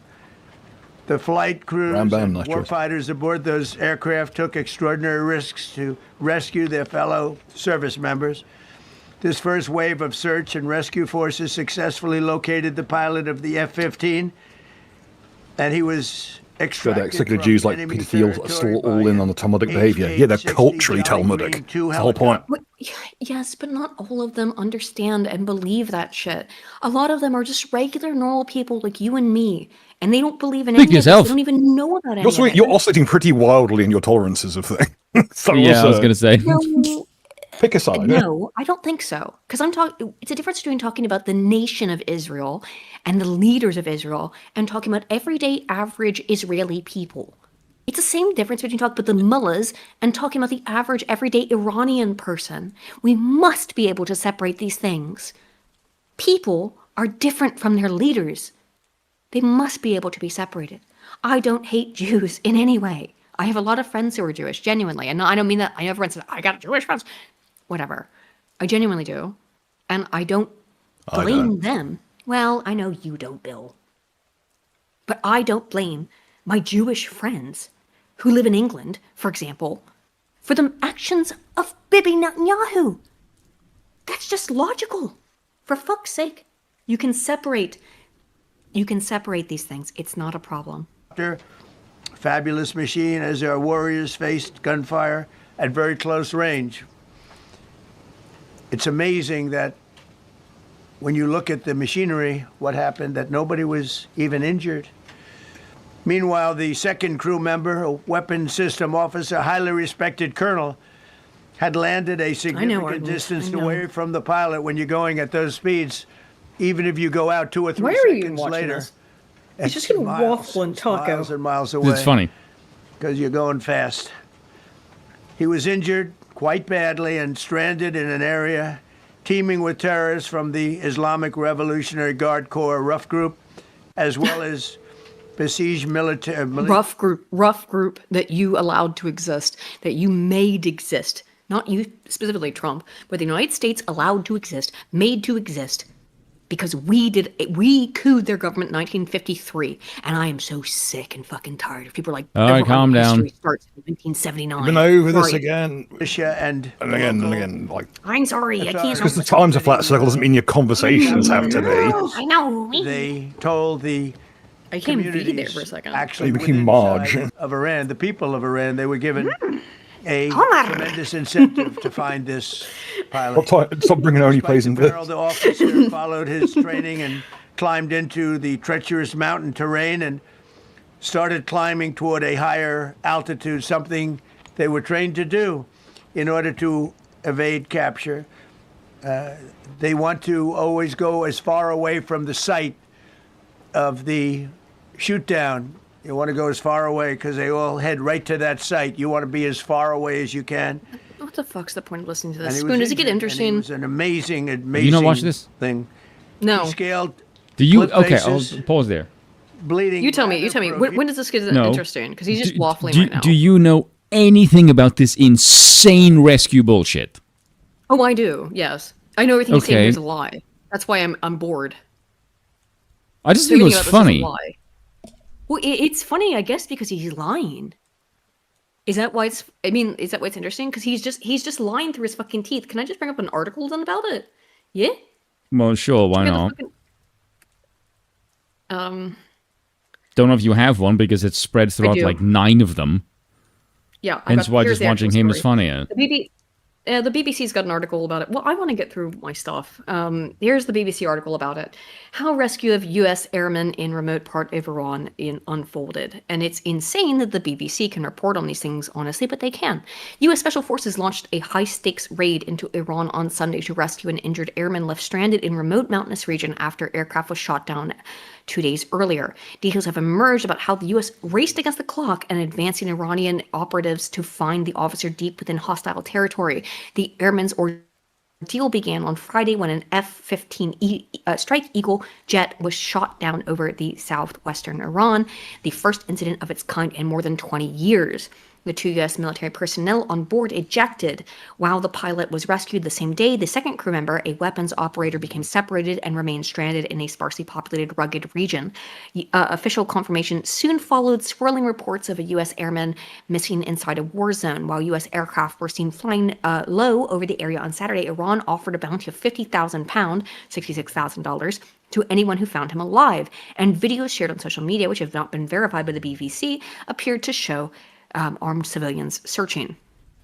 The airman was armed with a handgun, U.S. officials said, and would have had received training for the situation, which involves intermittently turning on a beacon signal to help locate him, getting to high ground, establishing communications, and concealing himself. The crew member hid in a mountain crevice and restricted the use of his beacon signal out of concern it could be picked up by Iran. Trump administration officials confirmed at a news conference on Monday. A senior Trump administration official said the CIA was able to trace the airman's exact location and informed the Pentagon, which would have also had to rule out the possibility the beacon signal was an Iranian trap. President Trump later said the airman's location was monitored 24 hours a day and he was being hunted down by our enemies who are getting closer and closer by the hour. At Monday's news conference, the president said the U.S. soldier was severely injured, treating his own wounds, and while bleeding profusely, scaled cliffs to transmit his location. This poor man. The CIA also reportedly ran a deep deception campaign inside Iran, falsely spreading the word that U.S. forces had already found him. The U.S. Special Forces aboard several aircraft made their way towards the stranded officer. Strikes were reportedly launched to keep Iranian troops away from the area. The New York Times reported that the airman communicated information on Iranian positions from his hiding place on a 7,000-foot ridge to aid those with strikes. CBS News and the BBC's hold on a second. So this pilot had a sprained ankle or some other injury and traveled 7,000 feet up into a ridge. Do you believe this? No. I don't. This is like vertically upwards simply because... Why is his name not public? Let your hands Why do we not know this guy's name? Why is his name not all over this? He's not meant to have been out there. Because I don't think this is real. Listen to the next part. The rescue mission involved 155 aircraft. Including 4 bombers, 64 fighters, 48 refuel tanks, and 13 rescue aircraft and more, Trump said. How the hell? Where did they land? Where did they take off? Well, that's what the refueling tankers are for, so they can just keep doing operations in the air. They're just for air superiority. We saw the graveyard. We saw the graveyard. Now, by the way, Afghanistan is the graveyard of empires, but Iran is right next door to the graveyard of empires. And America is engaging in a war in the graveyard of empires region. Well, it did say that they were specifically shot down by U.S. forces, so I don't think they're going to be blue on blue. I should think they're probably shit looted from Kabul. Yeah, neither a name nor image of who the fuck is this guy? Given that the age of the vehicles in question, the Black Hawk's getting on in years these days, they were pretty slightly sold to the Iranians at some point in the time when they were at peace. Does any of this make sense to anyone? No. That this guy climbed 7,000 feet? No. I think they were trying to rescue someone. And if this is a real story, then I 100% support the United States. I don't know if I support them sending... No, you know what I do? 155 aircraft, 64 fighters, 48 refueling tankers, 13 rescue aircraft to save him. Because the life of one American is worth that much to me. So the problem is it's not worth that much to Trump. I don't believe it. Okay, question we have to ask is, why the hell are they sending this much for one dude? Because it's a long-standing thing. It's a good way to flex on the people fucking up. I disagree. It is legitimately a morale technique. That's why they do it. Yes, I Laughing Cavalier, disagree. I think you're right. ChatGPT generate me the Marvel movie script, right? Yes. I don't actually think that, because I know Keebler, I know. Larry Johnson suggested, and I tend to believe Larry, that this was a recon mission that went really bad. It sounds like it, yes. Yeah, because where they were going was pretty close to one of the housing sites for Iran's uranium. Yes. And they think that's the reason why that colonel was there. And it's because Southeast City people of said Isfahan, the person that's sitting where there, he was near, yeah. The colonel was behind the pilot. And he said that's very unusual for someone of that rank to be in the plane. And the main reason I find very sketchy is we still have no idea why the fucking hell the pilots were there. Yeah. Yeah, it's either going to be a recon plane or it's going to legit be like ground personnel, probably company people who were caught behind enemy lines, and now they get a nice chance for a PR moment out of it. Grey Jack Eye says, regardless of whether or not the story is true, it's clear they want to use the story to use it as a win. Yeah, obviously. Yes. I think that is unquestionable. It's all trying to help receipt moral law. Yes. NPC for 5 Canadian, thank you, man, says, I am pro-war, but with cost assessment, ignore my badly worded arguments. Did I say that already? Sorry. Yes, you did. You're good. You're good, friend. You've been on the coffee again? Yes, I've had a whole bunch. You have no idea how much caffeine I've had. That's the reason. Fucking shit on you. That's the reason. Does it make sense why I'm a bit fucking insane? She's been like this all fucking day, by the way. She's been on. That's the problem. I had Vietnamese coffee this afternoon, and I'm fucking lit. Sounds like there's some army fucking tea in it. No, it was just Vietnamese coffee, which is all sugar and. How much of it did you have? One cup, but I'm extremely sensitive. Normally, one coffee is enough to put you like vibrating across the fucking furniture. Like, I know, and I'm vibrating right now. It's probably like strongest cold brew. I'm vibrating right now, and if you don't know about Vietnamese coffee, it's fucking very strong. Espresso. It's espresso mixed with sweetened condensed milk. So it's all sugar and caffeine, and so I'm fucking buzzed. Right? This is a woman who I remind you doesn't like chocolate because it's too sweet. Yeah, she's out here she's out here coffee and condensed milk, the fucking John Prescott special. Yeah, I'm on a fucking roll, man. I fucking knew you were on some fucking uppers. You knew I was, because you know me, Bill, more than anybody. And like, yeah, I'm up there. I'm like, don't margin out. I'm gonna marge out. Anyway, can I just say, I don't give a fuck about Trump's waffling for an hour and a half. Fuck off. I'm done with that. It's mainly like 10 minutes, but okay. I don't. Was it more? Was it 10 minutes more? And that's all you think that was useful? It's not very long. Okay. But no, you already just read it, so what the hell? Who cares? All right. No, you're right. We got it then. So, all right. I wanted to go through some other stuff. I just found it hilarious when he said there's 155 aircraft involved. I just thought, like, what the fuck? Right. That's crazy. It is insane. 155 aircraft. And by the way, we lost apparently 10 or something that was, don't quote me on the number, but it's something like that. We lost like 10 aircraft in doing this. Owen Shorter tweets this out. It's been 24 hours. Rescuing. All the voices, including Trump, who said the leaker should be put in jail when they thought it was an American, have gone silent after they learned it was an Israeli. So here's this. Breaking. Israeli journalist Amit Sikal. My God, physiognomy. I know. And leaked details of the missing second pilot in Iran. Feels confident he won't be charged by the U.S. Department of Justice. Because of course he won't, because he's a fucking Israeli. You can just do shit. You can just do shit if you're Israeli, apparently. You can literally do anything. You can most of the people who are out there... Of the second pilot in this story, which I think the whole thing is fucking bullshit, to be clear. Of course it is. They can just do things. They can just do things. I'm so sick of it, lads. I'm so sick of it. You know?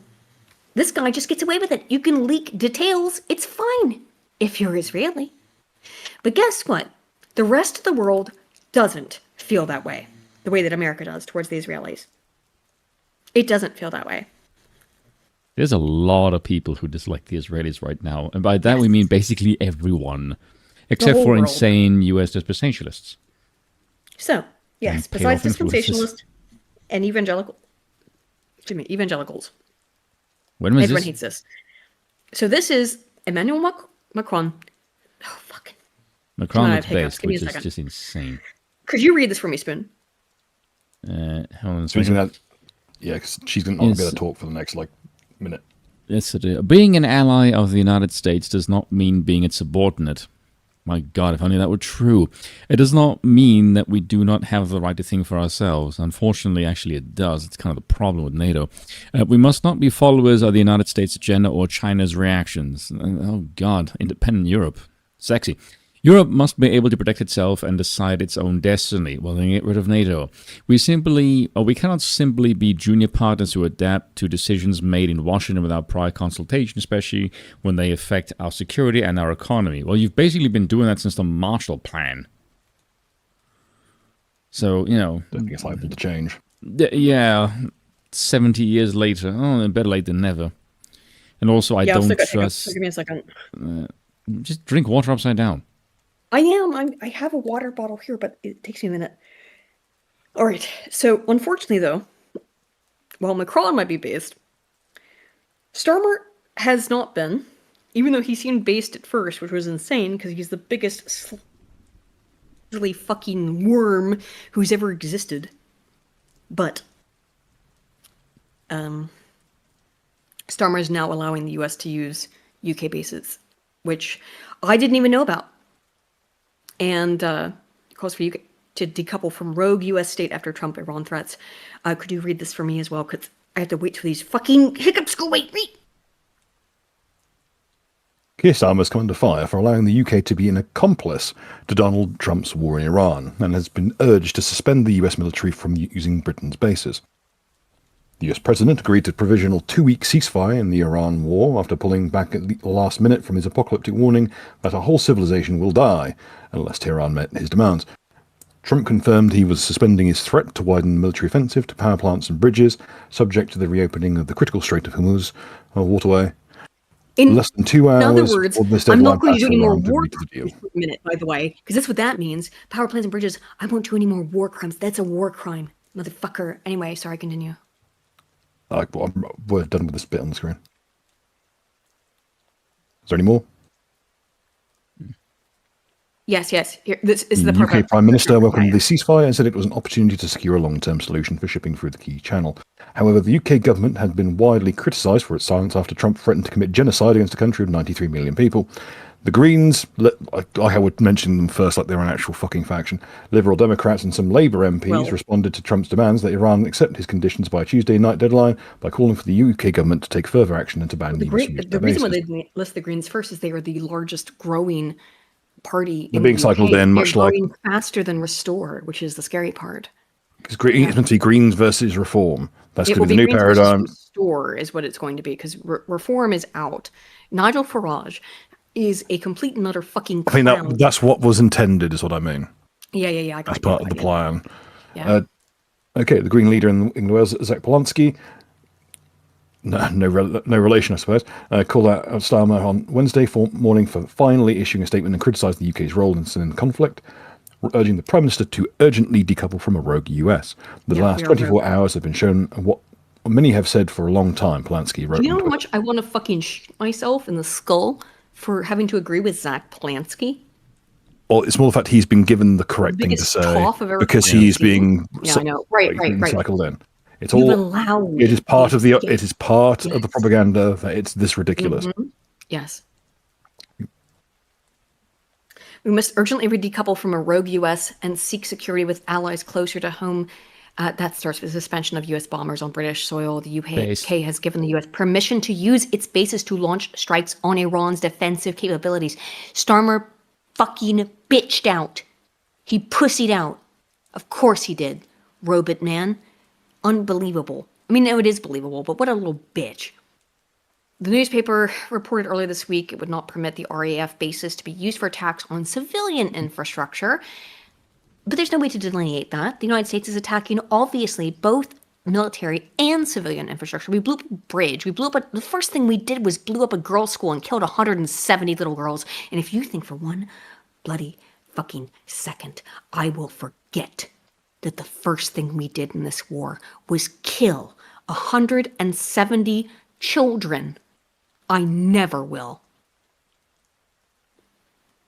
And you're off your fucking rocker if you think I can forget that. I'm a Christian. Not forgive the murder, Salma's wife is Jewish. slaughter of 170 children. Yes, his wife is Jewish, Zach Polanski. If you think for 1 second that relation to Roman. Or forgive the murder of 170 little girls, I will never do so. And you're off your rocker if you think I will. I won't forget that. I will not forgive. I don't care that they're brown. We're waffling there. I don't care that they're brown. I don't care.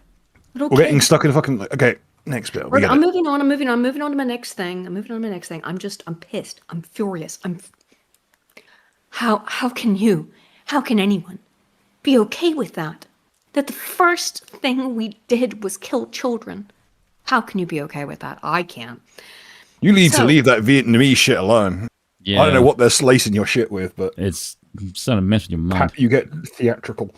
No, I'm being a little theatrical because I'm doing a show, friends. We're doing a show. Anyway, here's what the Israelis are talking about. They would like to use a neutron bomb on Which I was under the impression that we didn't even have those yet. No, I was also under the impression we didn't, but apparently we do. את ישראל, הם הכינו הרי טילים להשמיד את כל אזור המפרץ, ואני שואל אותך, את השר בן גביר, מי שירצה לענות ראשון, למה אנחנו לא משתמשים בפצצת ניוטרון, זה נקרא, סוג של פצצת אטום שלא פוגעת במבנים, היא הורגת את כל האנשים באופן מוגבל, בכל המקומות. השר בן גביר, מה אתה אומר על הפעלה הראשון? תן לו. You do realize we can see it on the screen, right? It's for the crowd. It's intended for the crowd who just uses it. I'm reading for those who are just watching, okay? After what happened with Mr. Eliyahu, Yeah, but we can't hear you and the thing at the same time. All right, I'll turn it off. You're right. He says to me that the atomic bomb doesn't understand what's going on here, what's happening here. By the way, it could save a lot of human lives. That's not true. You're trying to kill people. But I've started calling it a neutron bomb. There were reports last weekend that Israel attacked a missile city near the Strait of Hormuz. A missile city is a very interesting choice of words. Right. Wait. It attacked with unconventional weapons. I didn't say that. No way. I don't think so. It's not Israel's style. Maintain dignity.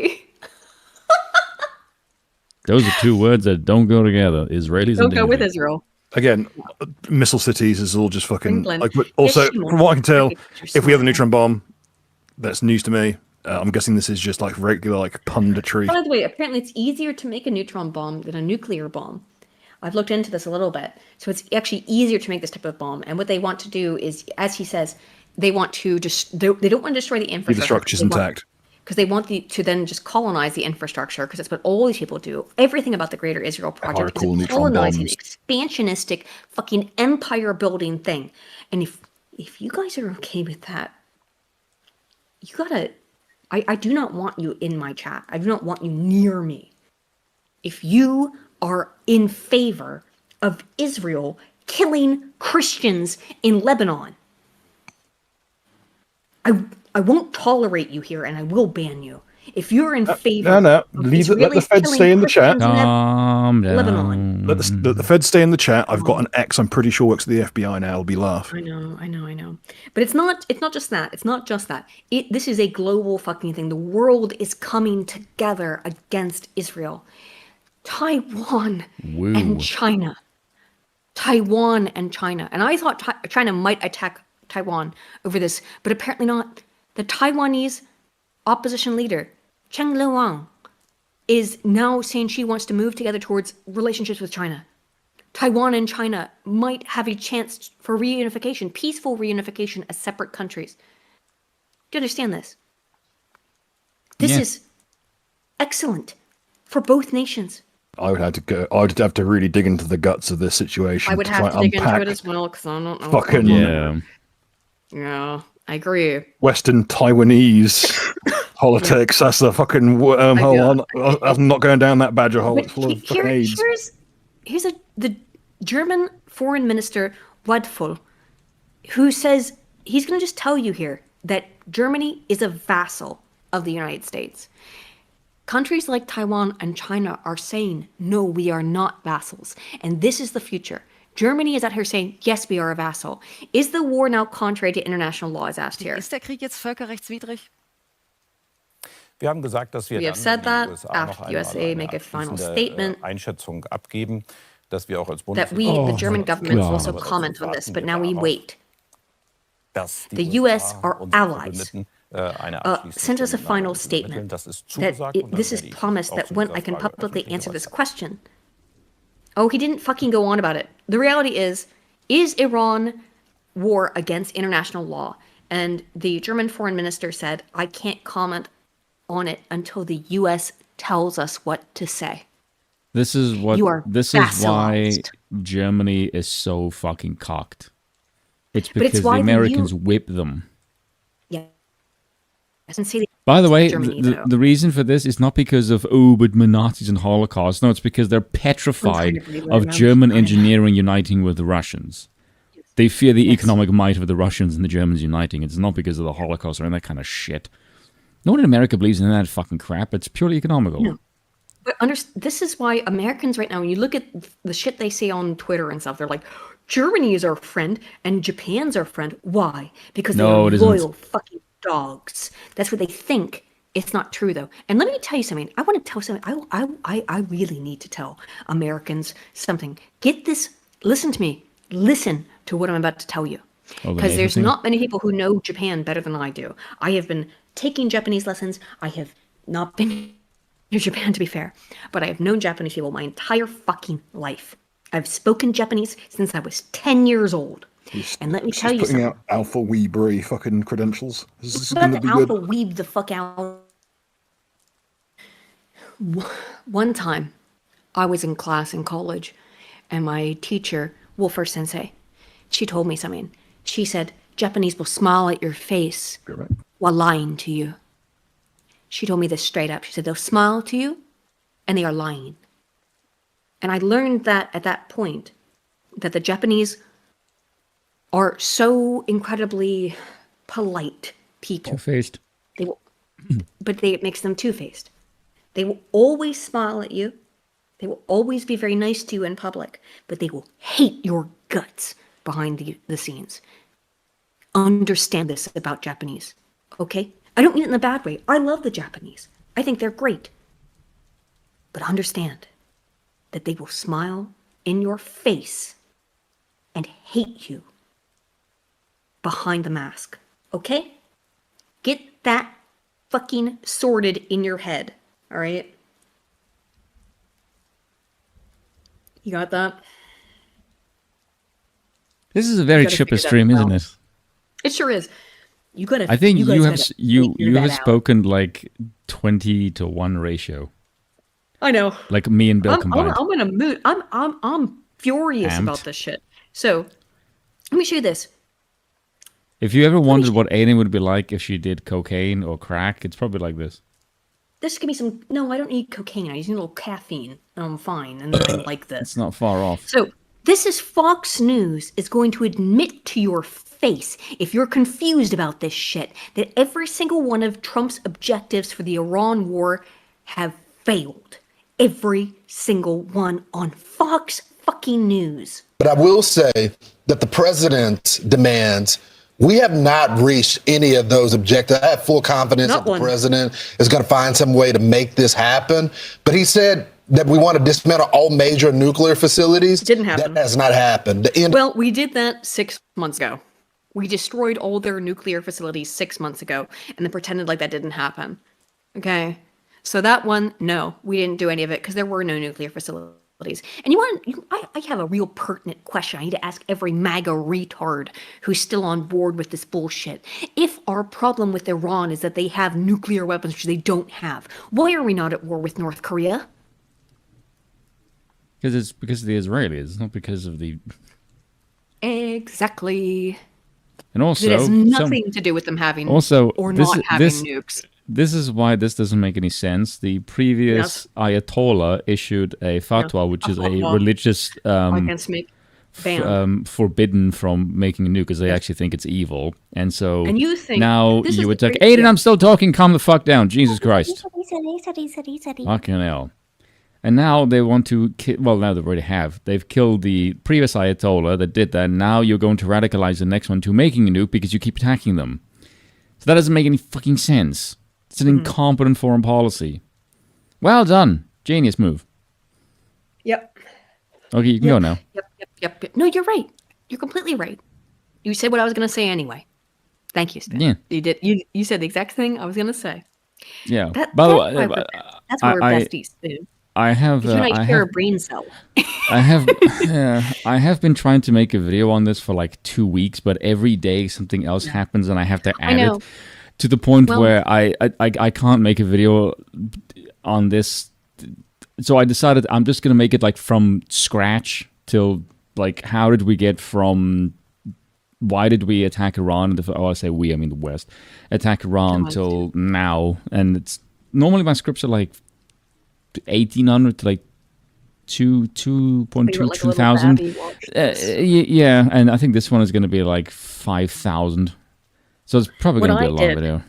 What I did instead, and I have finished it now. So I've got three videos. So while I've been away for a month, guys. I've been in England for a month. And what I have written while I was here is I wrote a video about how women can't shape rotate. I wrote a video about how, in fact, all of this fucking bullshit, like why people can't abandon Donald Trump because they have this psychological need to support the person they already supported. I've got so much data on it. I go back through the 1940s on this stuff. I ancient for the United States data on this. And the third video that I'm finishing up right now is on how, because I got so angry at Israel, I've written a video about how circumcision destroys the male psyche. That's my last video. I've written all three of them.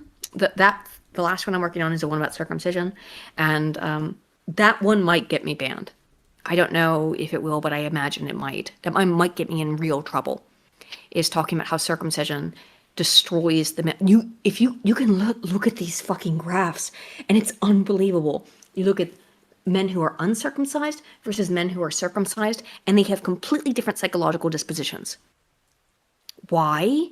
Because they were fucking sexually assaulted and mutilated as children. That's why. And I'm tired of pretending it's anything but that. Circumcision is sexual mutilation. And I'm tired of pretending it's not. I won't do it anymore. I will not pretend that it's anything other than that. I'm not doing it.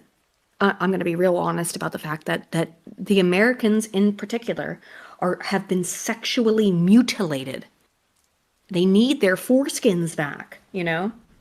Quetzalpateo 420 Mexican. Bill, you got any puns for this? Thanks for the circumcision video, Aiden. You're not going to like it. I mean, like, people who are circumcised, it's not meant to be an attack on you. It's meant to tell you what you have been robbed of. And probably not because your mother or father hated you. They were just following some kind of norm. They didn't understand what they were doing. Christ cries out and says, Father, they know not what they do. And I know it's a Jewish ritual.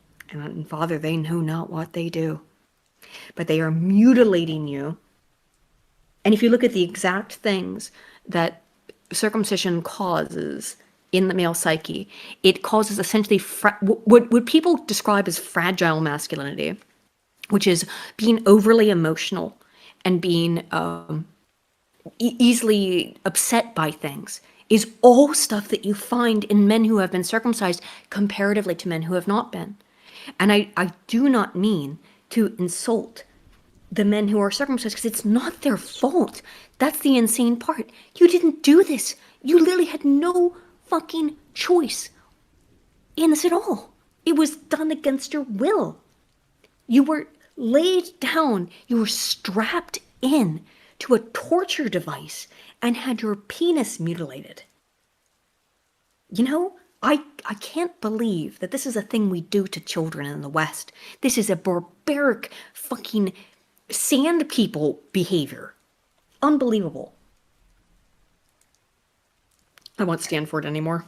I won't sit quietly and let that kind of shit go, just be done. Here's some curious shit though. This stuff's so, all right, let's play this right. Of uranium enrichment on the soil, they're still enriching. The transfer of the enriched uranium stockpiles out of Iran, that hasn't happened. The acceptance of intrusive international inspections. Understand, Fox News is reporting on how Trump has accomplished 0 of his goals. Fox News. That's curious, by the way. 0 goals. Because they've been his never shucking cheerleaders for this entire shucking thing. And jiving for him. Yeah, so for them to flip 180 is medical circumcision is kind of sketch. Yeah, medical circumcision is different if you have it done as an adult because you have a genuine medical issue. That's different. When it's done to infants, it is done without even any kind of. They aren't even given anesthesia. They're given nothing. It is a torture ritual that is performed upon male children. And as a lifelong men's rights advocate, I cannot abide by the fucking penile mutilation ritual anymore. I'm not going to stop talking. I'm going to talk about it. I don't give a shit. They're still not willing to do that. And they have not suspended their ballistic missiles program. They're still firing them off to stop the production of the long-range missiles. That's just a few of them on the president's proposal. The question is the president using this 2 weeks to give our soldiers a break, a rest?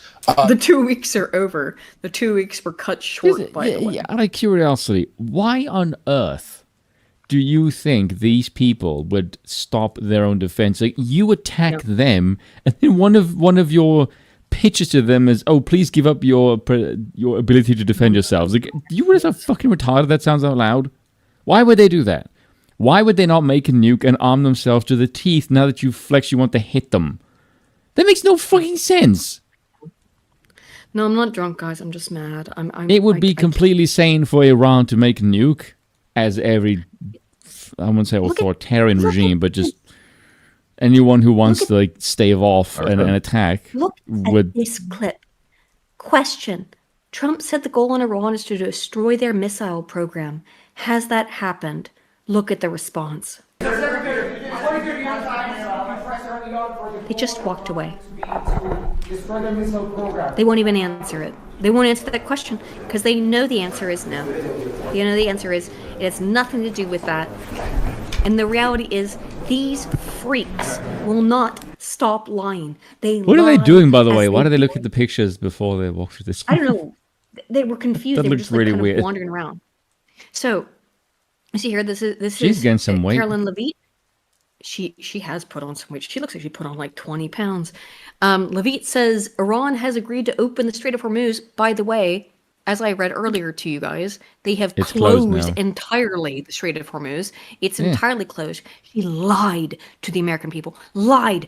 Bold-faced. Iran has agreed to open the Strait of Hormuz. Nope. And as the president said, we have received a proposal from the Iranians that has been determined to be a workable basis. Yeah, you had an 11-point fucking thing that you... And by the way, if you accepted that 11-point... do I have it here? Actually, did we look at it?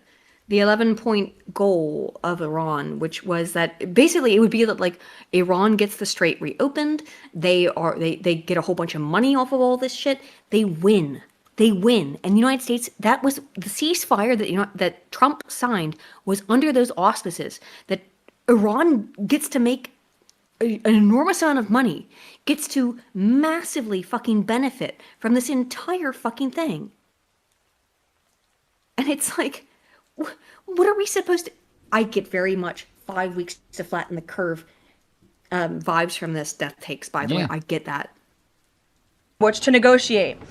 That's it. Iran has agreed. Yeah, it's Iran did not agree to negotiate. Iran has never agreed to negotiate. This is all bullshit and lies.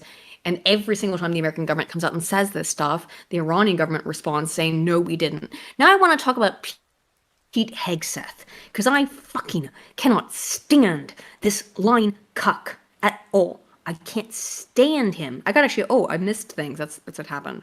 That's what happened. I missed a bunch of stuff. I want to talk about some other things. Hang on. Okay. So, the U.S., here it is. Let me go through. How did I miss all this? All right. So, the U.S. did agree to a ceasefire with Iran.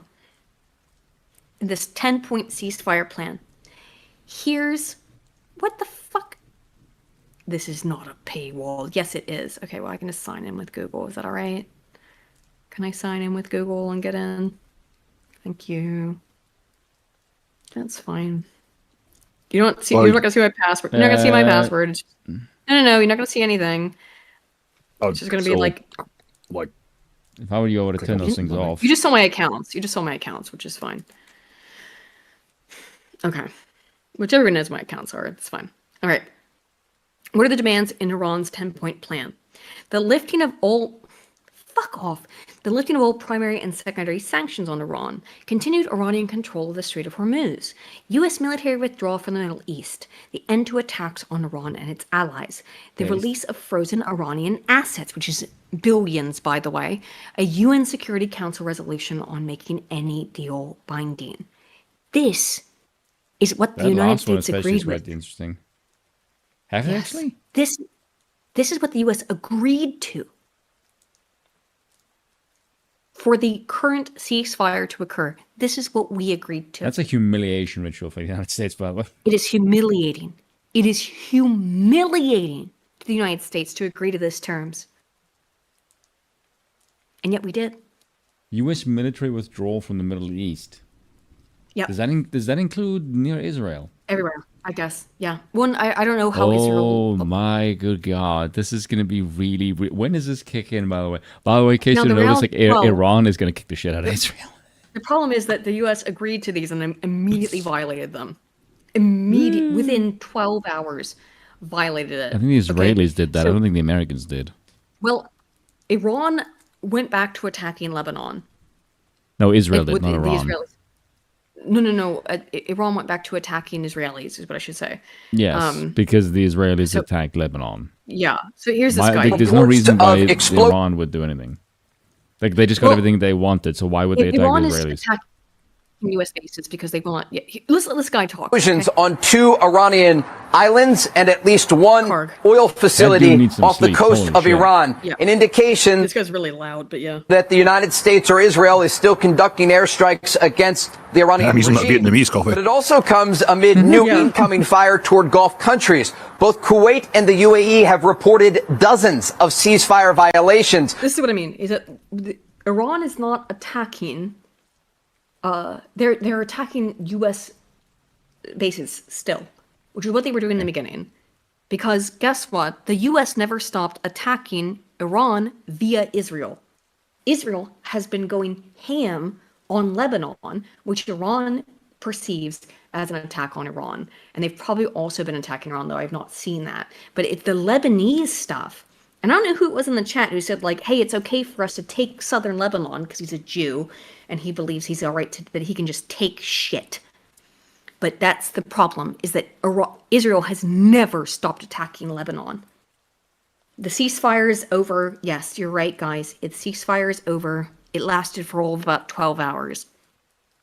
We're talking about drones and missiles being launched over the Persian Gulf toward these countries. And so it raises questions about if this ceasefire is actually in place. Iran was not attacking the United States directly. They were attacking U.S. bases, which does mean that they were also violating the ceasefire. But why should they? Why should they fucking... Why should Iran listen to a quote-unquote ceasefire agreement that Israel will not follow?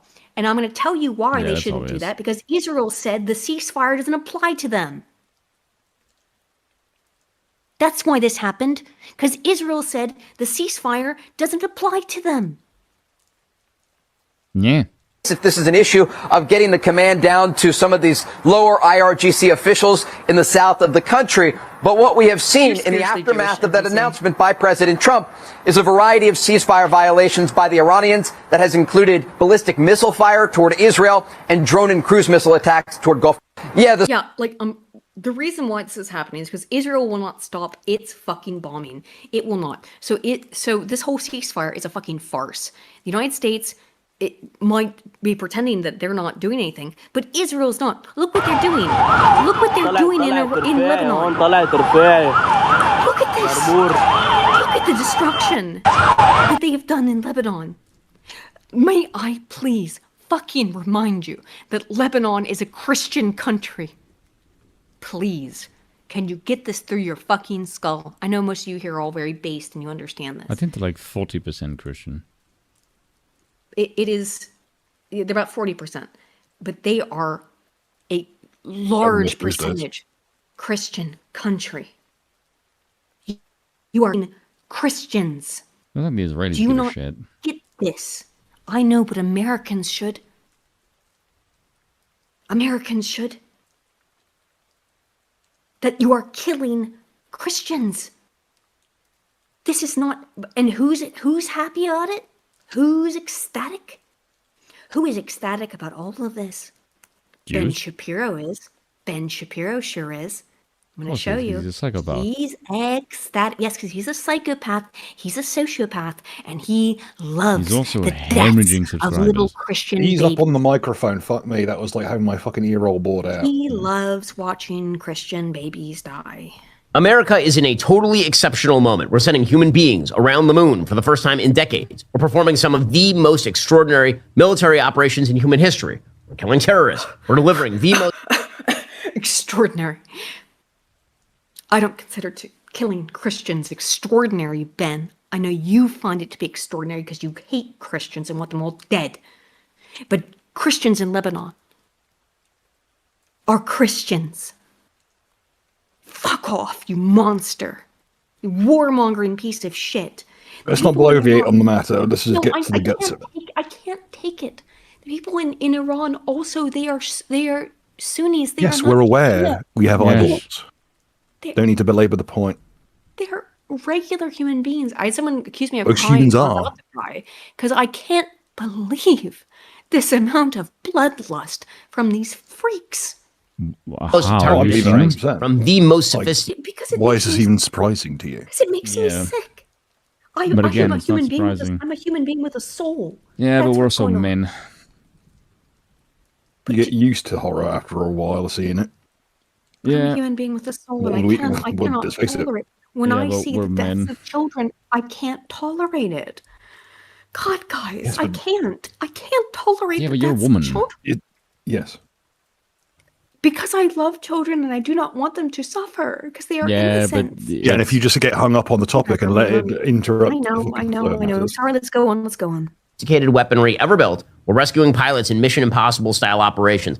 All incredible stuff. The same United States that takes humans and puts them 250,000 miles away around the moon is the same United States that stands up to the thuggish, theocratic tyrants in Iran who want to develop nuclear weapons and develop intercontinental ballistic missiles, and who wish to spread terrorism all over the region against us and our allies. Oh, fuck off, Ben. Fuck off, Ben. Your country is a nuclear fucking power that stole its nuclear ability from the United States. Piss off.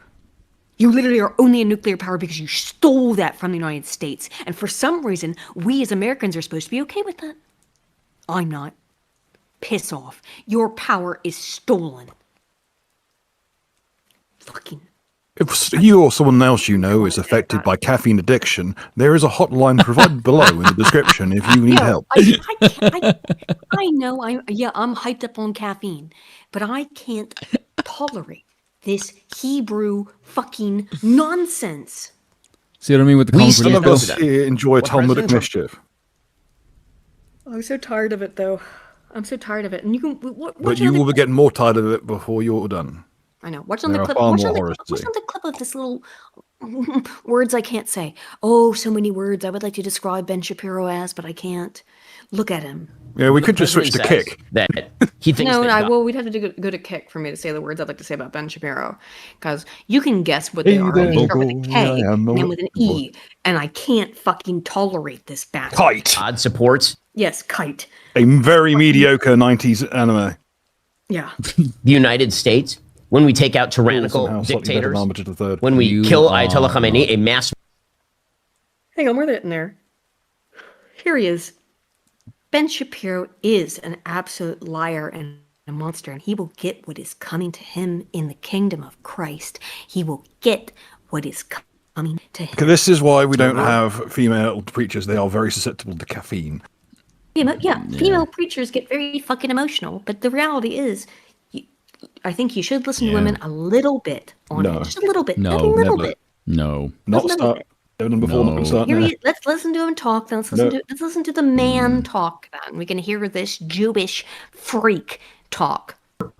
When we try to destroy the forward function of terror groups, he is correct about this. See, here's the thing: you're seeing a lot of people who have, shall we say, a casual acquaintance with Scripture. But every goy deaf, Ben Shapiro grows an eyebrow hair. Fucking spot on, Dr. Metalblood. Here's the really funny thing, Ben. I don't have a casual relationship with Scripture. I have read my Bible very carefully, and I know why you've decided to sound like a supervillain for the rest of the story. I'm choosing to sound like a supervillain. Is there any reason you're like this close to the microphone, talking very slowly, like you want to mass murder everyone? You used to being bolted to a fucking desk. Here's what I know: is that I know this. Let me Google this for you. I can't tell the difference between caffeinated Aiden and drunken Aiden. They sound very similar. It's anything that puts more speed or less control into the equation. Okay, fair enough. Castle coming off the are not, but lie. This is we're going to look at Revelations. Look at Revelations 3:9. Here it is. I quoted it nearly verbatim. Behold, I will make of the synagogue of Satan, who say they are Jews, but are not, but do lie. Behold, I will make them come and worship at thy feet, and know that I have loved thee. This isn't preaching to the choir. I know, but that's it. That's the synagogue of Satan.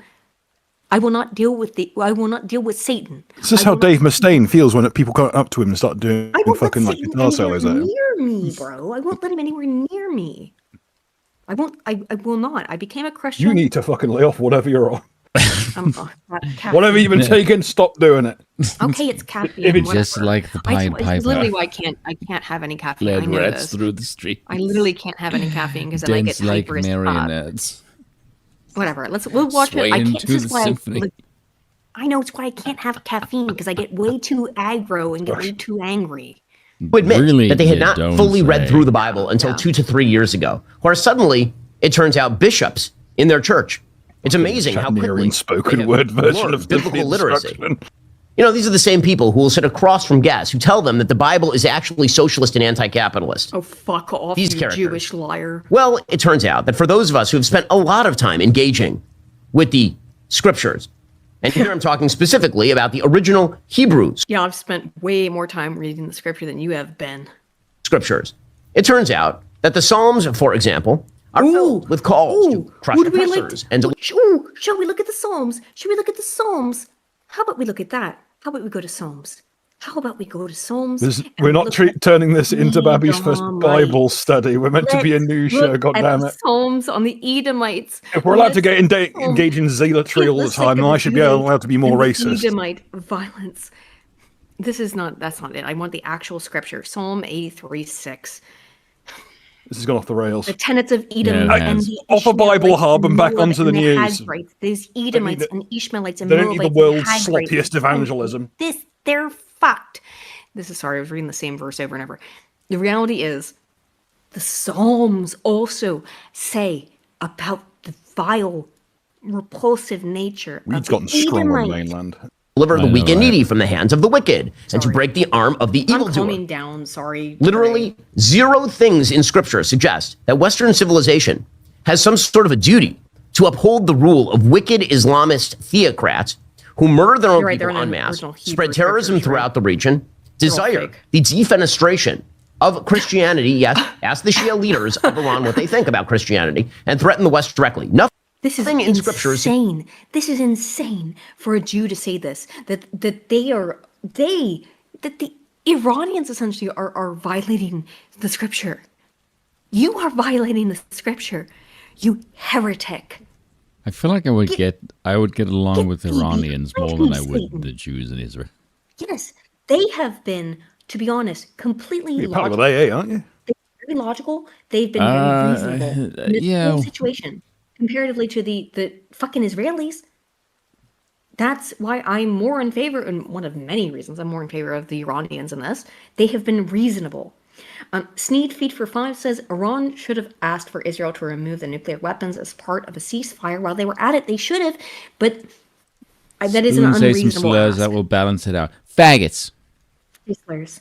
There you go. So BB, by the way, is very unhappy. Jigaboo. With this situation. He doesn't like it at all. I can't go that. Don't use that one. So you can't get away with that one because fucking clerks too. Thanks. So. Thanks, Randall. Israel was informed late about ceasefire deal and wasn't happy. We're not going to read all of this. It's Washington. That's how angry he is. This is how angry I am. Yeah. Israel wasn't formally part of the Iran negotiations and wasn't happy that it got word that the deal was finalized at a late stage and wasn't consulted, according to mediators and a person familiar with the matter, says the Wall Street Journal. The extent of the consultation was President Trump calling PM Bibi Netanyahu shortly before the ceasefire was announced, and a White House official said Netanyahu agreed to participate in the ceasefire. The official said the Israeli Prime Minister's office didn't immediately respond to requests for comment, but look, I can't read the whole article because I could, but I'd have to go through a thing. Reality is, Israel is very much not happy about the ceasefire. And they're about to be more unhappy, by the way. They're about to be way more unhappy because, of course, and that's why the ceasefire has already been broken. It's why it's already been broken. Because Israel has attacked Beirut. Israel's attack, Abbas Araghchi, the really based guy in Iran, points to an announcement that says ceasefire includes Lebanon, while J.D. Vance says U.S. never promised that. Middle East ceasefire in serious doubt as Israel assaults Lebanon and Iran blocks oil tankers while shipping in the Strait of Hormuz and oil prices return to normal. The answer is no, they won't. Israel is in what it thinks is a war for spiritual shit. And that's what has led to this. And this is a New York Times article, and if this doesn't show up and doesn't, I will go and make sure we can read this. I don't know how accurate this is. And I have a lot of fucking qualms and issues with these kinds of things, because I don't believe the New York Times. But what the New York Times says it has, because I remember a couple years ago, the New York Times, 7 years ago, claimed that Trump was going to build a big fucking ditch, and not, in addition to the wall, he's going to build a big ditch and fill it with alligators and piranhas, and they're going to station U.S. soldiers in towers along the U.S.-Mexico border who are going to shoot people in the knees so that they would fall into the moat. And when I read that, I went, that's the most based thing fucking ever. I hope he does that. Well, did Trump do that? No. He didn't even build the wall. It's still not complete. After 9 years, the wall is still not complete. Let alone any kind of moat full of alligators and fucking snakes. I would have loved for there to have been a moat full of alligators and snakes and a bunch of fucking U.S. soldiers on towers who were shooting people in the knees that you know what I mean? That would have been base as fuck. That would have been the cushiest gig in the entire armed services. That would have been awesome. I wish Donald Trump was one fraction that based to have built a moat and shot immigrants in the knees so they fell into them. My issue with the moat is this going to impact irrigation supply in that neck of the woods north of the border? I'll tell you what the analog of that was, which is Alligator Alcatraz, right? He built a migrant detention center in Florida. You want to know something? Alligator Alcatraz closed 3 months ago. Did you know that? Alligator Alcatraz was open for about 2 months. Are you aware of that?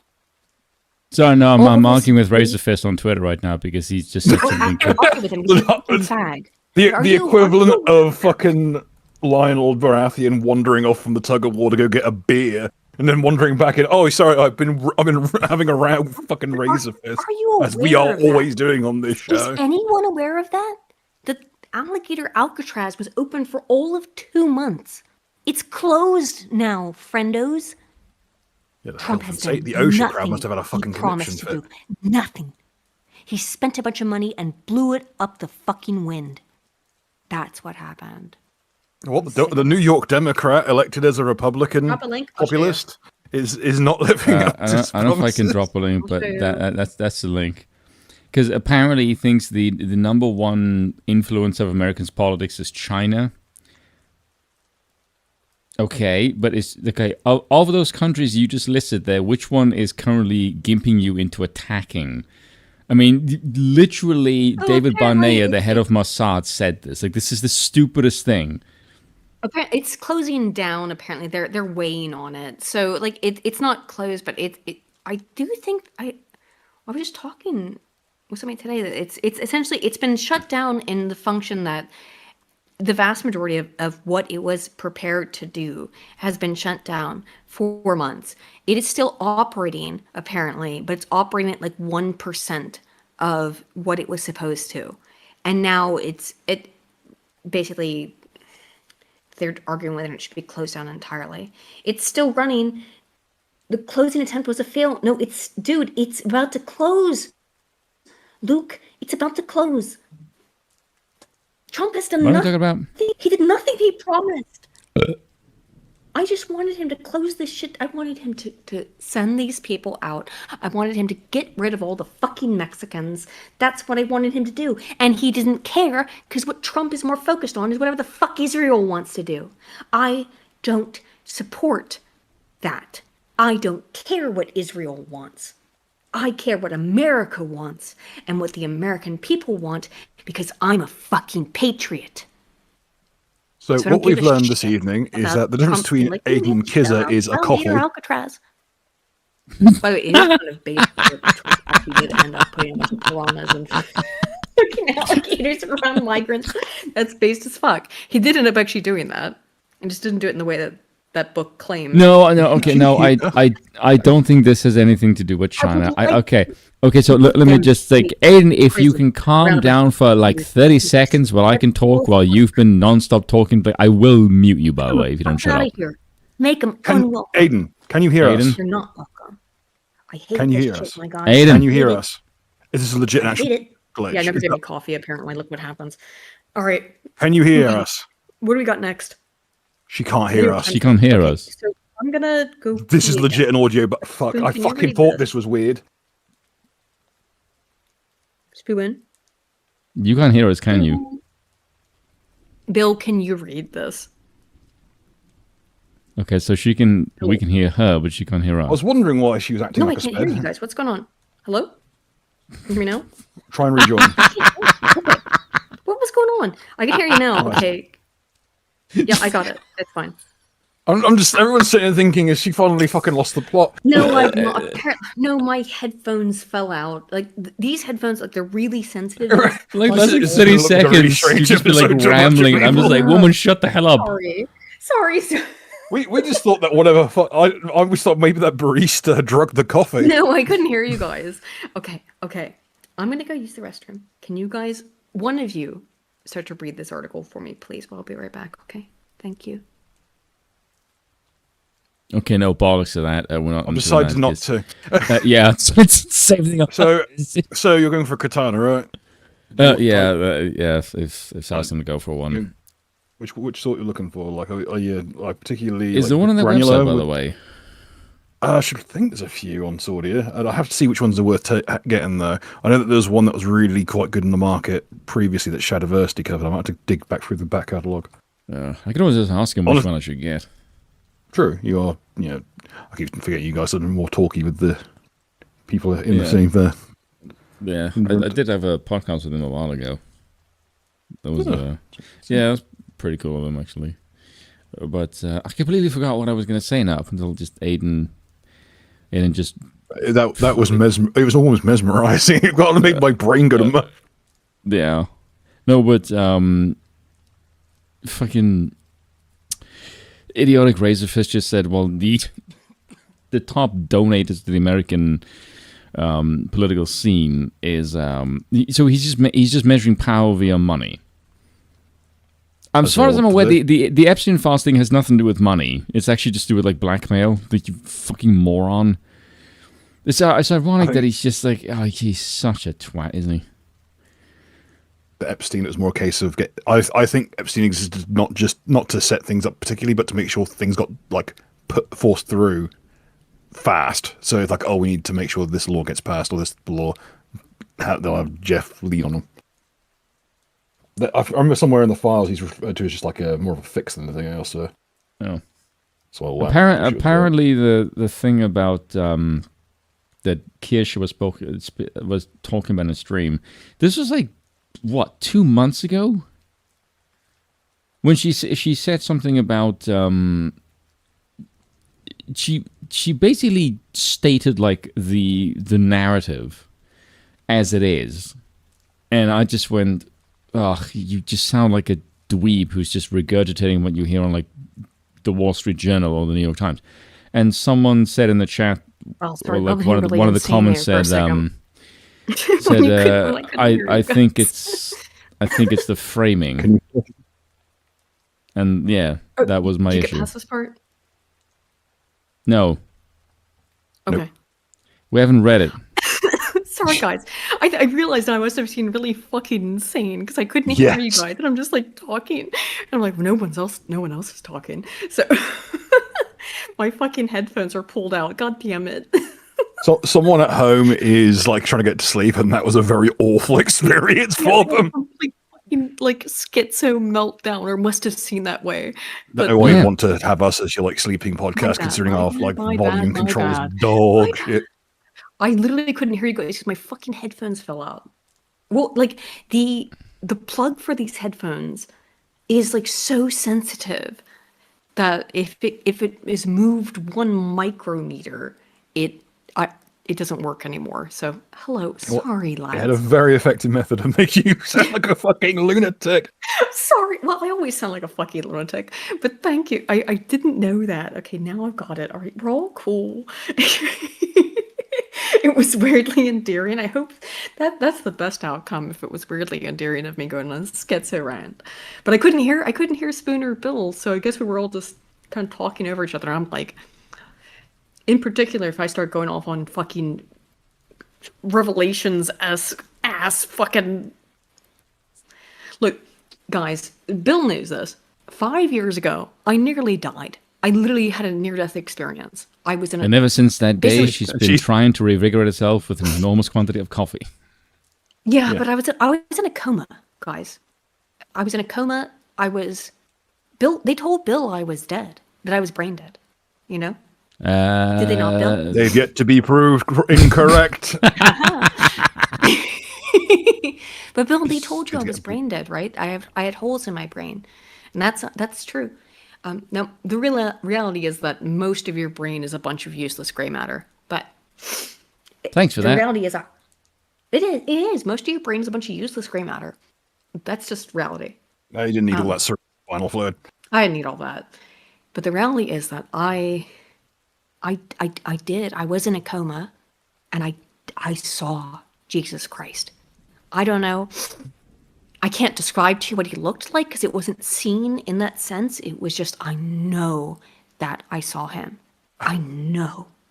And there was no question to me that I saw Jesus Christ. I'm not talked about this a lot because it's kind of embarrassing, to be honest. But it's to talk about how I nearly died. It sounds schizo. I'll say you were doing fine until right after you mentioned Jesus, you took a big sniff like you just done a fucking line off a set of keys. No, it's because I got allergies. Yeah, because you managed to be traveling in. No, it's allergies, bro. It's allergies.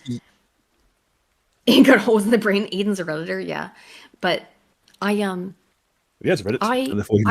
I can't describe Jesus to you. I can't describe it in any way. Aiden, you're still in the coma. You're unconscious, trying to reach you. Thanks, you, Morty. I can't describe what he looked like. I can't give you any descriptions. And this, by the way, is super common of people who have been in near-death experiences. They can't tell you what Jesus looks like. It is just the feeling of warmth and safety and knowing you are where you're supposed to be and knowing you are in Christ's arms. And you can't describe it any other way. And sorry about the sniffling. It's literally just allergies. You need to lay off that Coke spoon. It's powder Charlie Brown. You know I don't do Coke. I don't do anything besides weed. Our finances. I don't do anything but weed.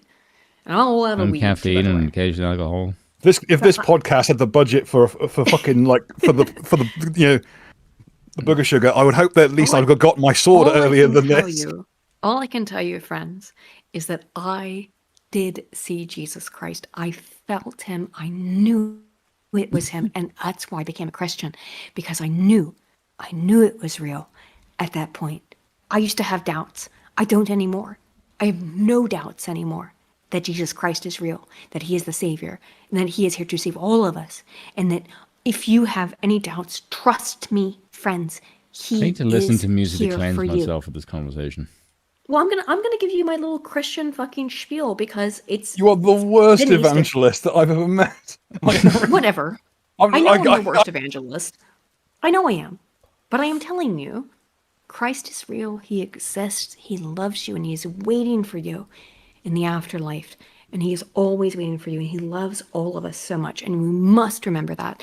And all this hatred and vileness and evil that exists on this earth is temporary. Christ is eternal. 226. Okay. I will use the executioner sword as a Coke spoon if I find someone dumb enough to sell to me, and if the finances you allow. Coke. I think only one guy who used to. I'm going to go and listen to a song about taking heroin. Well, let's not do that. Let's do heroin. The song's really good, though. Let's not take heroin. Let's praise. You know what? I didn't say I'm going to take heroin. I just said that the song is pretty based. Speaking about Jeremy and the quartering, as we did at the early end of this. How the hell did we go from heroin to Jeremy and the quartering? No, he's too fat to do heroin. I think it's relevant. Yeah, unless he's cutting it to be an opium head. He's literally too fat to do heroin. Hey, unless he's cutting with butter. But we know that he's not doing heroin because that causes constipation. It would probably nullify some of his troubles. Yeah. Curious what kind of schizo. What song's? No, the song's called Junkhead. I'm not around this. I've not been a Nordic pagan for fucking 6 years. And what I want to say is that Jeremy is somebody, and he goes on this kind of Christian stuff because he's grifting. No, not with me. Oh my God! Just please just pull up this tweet. Yeah, sure. Share it to me. Fucking send it. Guys, there are real Christians and there are grifters, and you must be aware of whom is who. You must. And I'm not, like, you don't have to trust me, but I would hope that my behavior and my words are clear. When I speak the words of the Lord, when I read you scripture, and when I tell Stop you doing that. the words of Back the Lord. up from the microphone, Stop. dickhead. Some people at home rely on a fucking audio balancing. Also, it's probably what's disconnecting your headphones. Oh, maybe. No, the headphones are just, it's a bit of a weak connection. So what is this you've sent me? Fucking Eric Zahn. Of course, tweet. he's not on opium. He's not a celestial. Who's a celestial? You say Jeremy can't be on heroin because he's not a celestial. That's a good one. Okay. Stole the dope. I don't do that joke. I don't We live in can't the do that US, but I think fuck off. Don't care. No, hold on. No, the reason why this is funny, just scroll up a little bit. Okay. Scroll up. Open what am I supposed to scroll up towards? Look at the open secrets. Okay. The reason why that's funny is because the meme just says "fuck off, I don't care." Meanwhile, this is all the outside the government money that they take from. China, That's why it's Japan, funny. Saudi Arabia, Liberia, South Korea, Marshall Islands, Bahamas. You don't care about my opinion, but your politicians massively care about the opinions of everyone else outside of its borders. That's the secret. It was all the work of big Liberia. Razor fist. You giant, massive Israel shit lib. Fuck off. I have no tolerance. I said this openly on Twitter, but let me make it really fucking clear again. If you are a Zionist, unfollow me. Get the fuck away from me. I don't want anything to do with any of you people. No, he blocked me, actually. Or I guess he didn't. I could see his post there, so I don't know. TJ France for 5 says, Bill Spoon, thank you for dealing with caffeine fiend Aiden. Aiden, get some... Dude, Aiden, get some help. I drink caffeine once a year. Again, I had this Vietnamese coffee, and it drove me nuts. So Charlie's still packing in fucking bodies, lacing your shit. I have one Vietnamese coffee, and look what it does to me. I go nuts. Couple of bit of MDMA crumbled over the top of the foam. Stir it around with a THC pen for a couple of hours. This is why I can't have caffeine. Look what it does to me. Bro, it's crazy. Anyway, we got all kinds of other... So here's this article, right? Trump, Iran war. A black SUV carrying PM Bibi Netanyahu arrived at the White House just before 11 a.m. on February 11th. The Israeli leader, who had been pressuring for months for the United States to agree to a ironic major this show has gone off the rails when it sounds like Aiden's been on a few. I'm not on... Spoon, I'm gonna fly down to fucking South Africa and fucking punch you in the face for saying that shit. I'm gonna. No, you won't. Yeah, I will. No, I won't. Climb to the top of the safety stairs. I'm not. No, yeah, he can like just a come up Dalek. the stairs. She's not got much mobility. He can just come up. If you the stairs try and punch safe. me in the face, you'll break your hand. I can't get him up there. If he goes up to the top of the stairs, I can't get him up there. I'm too crippled. Spoon, if I'd like you to come see her down try and punch me. Meet me man to man, and I'll throw a punch at you, and it will do nothing, and then you just punch me out like pathetic woman I am. I'll pay to see that. See, Bill will fund it. Well, fuck. Yeah. Here's your card. Well, Spoon, I couldn't believe we never got to see each other when you lived in Ireland. Do you know what would have happened? You ever seen that episode of American Dad where Stan walks in? No. And, okay, well, if someone in the chat has seen this, they will understand. Stan walks in and just looks at the sky and then just goes... He doesn't say anything, but Roger the alien just grabs a chin and just goes, "Behold, a grown man!" And he just smacks him across the face. And Stan just grabs a chair and beats him over the head with it. I'm going to go there when you're asleep, Spoon. I'm going to go there when you're asleep. I'm going to smack you. I'm going to smack you right in the face. It's not very Christian of you. Oh, yes. The easiest place to infiltrate at night, South Africa. I'm sure that you'd be picked off by the insect population of that location. I'd be killed by the nightlife. insects. I'd literally be killed by the insects and the native population before I got anywhere near. You get to be the first influencer to die from tsetse fly. Hey, Marcius, this will be you if you try to hit me. Yeah, show me. You sending me a thing? Okay. Yes. Or this. All right. I think I can play this. It's only No, like it's 10 fucking seconds. no. It's not. No, it's 10 seconds. It'll be fine. What is the thing that's going to happen to me? This, apparently. Do not put on fucking American Dad. We're not a fucking man. We're not a fucking Subway Surfers channel. Bunch of fucking. That was your plan? Yeah. Okay. It's probably true. It's probably true. Look at how happy it made Spoon to watch that too. By the way, yeah, I love seeing Roger getting the shit kicked out of him. I love that it makes Spoon happy. That's what I love. He's happy about it. When did he just hits it when he just It's just full on is way funnier Spoon than like Guy, Boomer laughing his way through a fucking we're Boomer Maxing right now. It's all right. Anyway, I just like his face. Let me read this fucking article. Okay.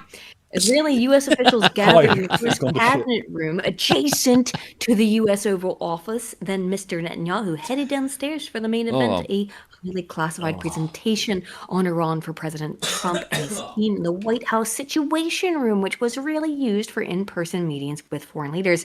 Mr. Trump sat down, but not in his usual position at the head of the room's mahogany conference table.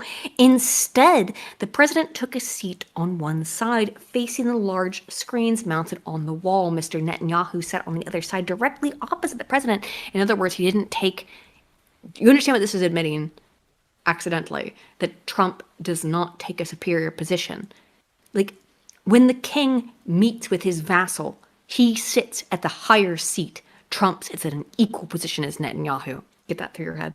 Appearing on the screen behind the prime minister was David Barnea, the director of Mossad, Israel's foreign intelligence agency, as well as Israel's military officials arrayed visually behind Mr. Netanyahu. They created the image of a wartime leader surrounded by his team.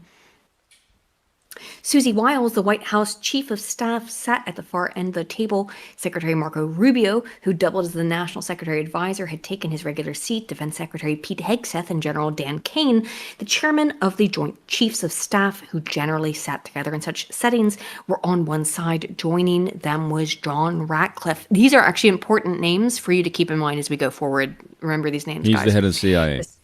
Was head of the CIA. Jared Kushner, who is the actual president. Let's just be clear. Jared Kushner is the actual president. It's not Donald Trump, it's Jared Kushner. The president's son-in-law, and Steve Witkoff, the other co-president of the United States, Mr. Trump's special envoy, who had been negotiating with the Iranians, rounded out the main group. The gathering had been kept deliberately small to guard against leaks. Other top cabinet secretaries had no idea. By the way. Yes. Other top cabinet secretaries had no idea what was happening. Also absent was the vice president. J.D. Vance was in Azerbaijan, and the meeting had been scheduled on such short notice that he wasn't able to make it back in time. The presentation that Mr. Netanyahu would make over the next hour would be pivotal in setting the United States and Israel on the path towards major armed conflict in the middle of one of the world's most volatile regions. And it would lead to a series of discussions inside the White House over the following days and weeks, the details of which have not been previously reported, in which Mr. Trump weighed his options and the risks before giving the go-ahead to join Israel in attacking Iran. This account of how Mr. Trump took the United States into war is drawn from reporting for a forthcoming book. Who cares? Moving on. The reporting underscores how closely Mr. Trump's hawkish thinking aligned with Mr. Netanyahu over many months, more so than even the president's key advisors recognized. Their close association has been an enduring feature over two administrations, and that dynamic, however fraught at times, has fueled intense criticism and suspicion on both the left and right of American politics, and it shows how in the end, even the more skeptical members of Trump's work cabinet, the stark exception of Mr. Vance, the figure inside the White House most opposed to a full-scale war, deferred to the president's instincts, including his abundant confidence that the war would be quick and decisive. The White House has declined to comment. In the Situation Room on February 11th, Mr. Netanyahu made a hard sell, suggesting that Iran was ripe for regime change, and expressing the belief that a joint U.S.-Israeli mission could find... If you guys are fucking confused as to why we're in fucking Iran, this is why. On February 11th, Trump met with Netanyahu. Netanyahu convinced Trump it would be easy to bring an end to the Islamic Republic. At one point, the Israelis played for Mr. Trump a brief video that included a montage of potential new leaders who could take over the country if the hardline government fell. Among those featured was Reza Pahlavi, the exiled son of Iran's last Shah, who the United States installed in 1953, his father, now a Washington-based dissident. Get that word out your mouth, who had tried to position himself as a secular leader who could shepherd Iran towards a post-theocratic government. Mr. Netanyahu and his team outlined conditions that they portrayed as pointing to near certain victory. Iran's ballistic missile program could be destroyed in a few weeks. The regime would be so weakened it could not choke off the Strait of Hormuz, and the likelihood that Iran would land blows against U.S. interests in neighboring countries was assessed as minimal. Lies.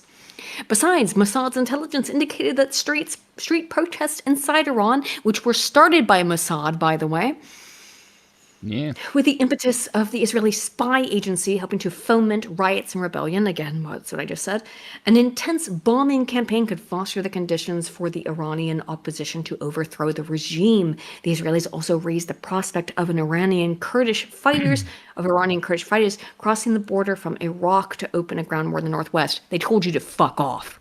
They've been used too many times, the Kurds have, further stretching the regime's forces and accelerating its collapse.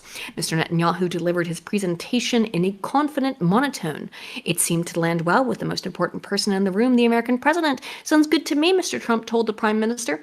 To Mr. Netanyahu, this signaled a likely green light for a joint U.S.-Israeli operation. Mr. Netanyahu was not the only one who came away from the meeting with the impression that Mr. Trump had all but made up his mind. The president's advisors could see that he had been deeply impressed by the promise of what Mr. Netanyahu's military and intelligence services, which lied to him, could do, just as he had been when they spoke before the 12-day war in Iran in June. Earlier in his White House visit on February 11th, Mr. Netanyahu had tried to focus the minds of the Americans assembled in the cabinet room to the existential threat posed by Iran's 86-year-old supreme leader, Ayatollah Ali Khamenei.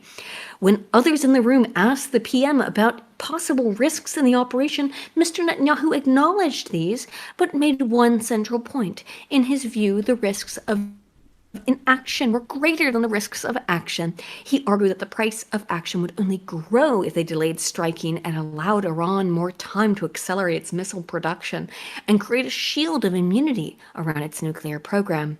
Everyone in the room understood that Iran had the capacity to build up its missile and drone stockpiles at a far lower cost and much more quickly than the United States could build up and supply much more expensive interceptors to protect American interests and allies in the region.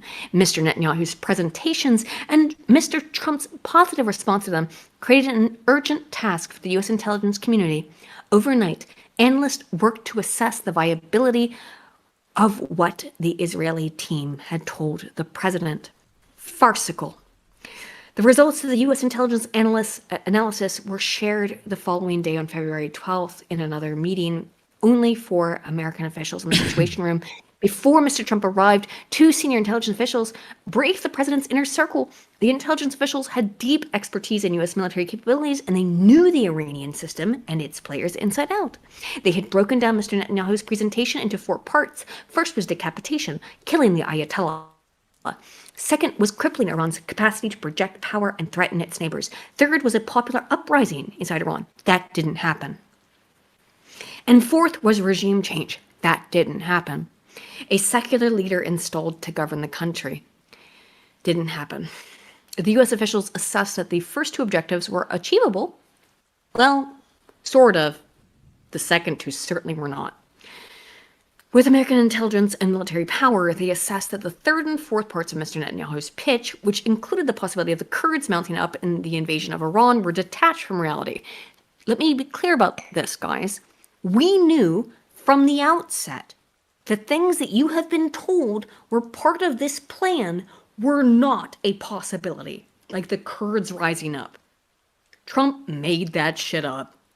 He knew he was informed by his according to this, informed by his intelligence analysts that was never going to happen, and he lied to you anyway. He lied to you anyway. When Mr. Trump joined the meeting, Mr. Ratcliffe briefed him on the assessment. The CIA director used one word to describe the Israeli prime minister's regime change scenarios: farcical. Farcical. At that point, Mr. Rubio cut in other words, it's bullshit, he said. Mr. Ratcliffe added that given the unpredictability of events in any... Again, understand this is the New York Times and they lie as they breathe. But this is the New York Times account of what happened here. And I am actually prone to believe it. Yeah, because the whole point of this is not to actually change the regime. It's just to continue to fulfill the prophecy that all the world hates Israel. Like, this sounds very reasonable to me. I don't think that this sounds unreal. This doesn't sound like building a big fucking moat and filling it with alligators. This sounds realistic. It could be fake, but it sounds realistic to me. At that point, Mr.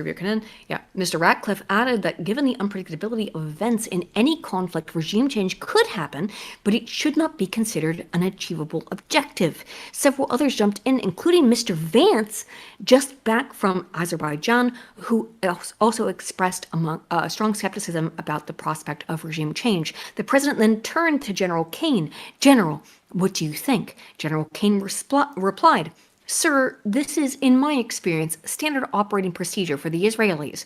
They oversell, and their plans are not always well developed. They know they need us. That's why they are hard selling. Mr. Trump quickly weighed the assessment. Regime change, he said, would be their problem. It was unclear whether he was referring to the Israelis or the Iranian people, but the bottom line was that his decision on whether or not to go to war with Iran would not hinge on whether parts 3 and 4 of Mr. Netanyahu's presentation were achievable.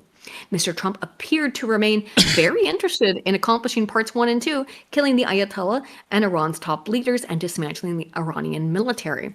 You didn't do the second part either, by the way. General Kane, the man Mr. Trump referred to as Raising Cane, it's a fucking chicken restaurant, by the way, in the United States, had impressed the president years earlier by telling him the Islamic State could be defeated far more quickly than others had projected. Mr. Trump rewarded that confidence by elevating the general who had been an Air Force fighter pilot to be his top military advisor. General Kane was not a political loyalist, and he had no serious concerns about war with Iran. He was very cautious in the way he presented his views to the president.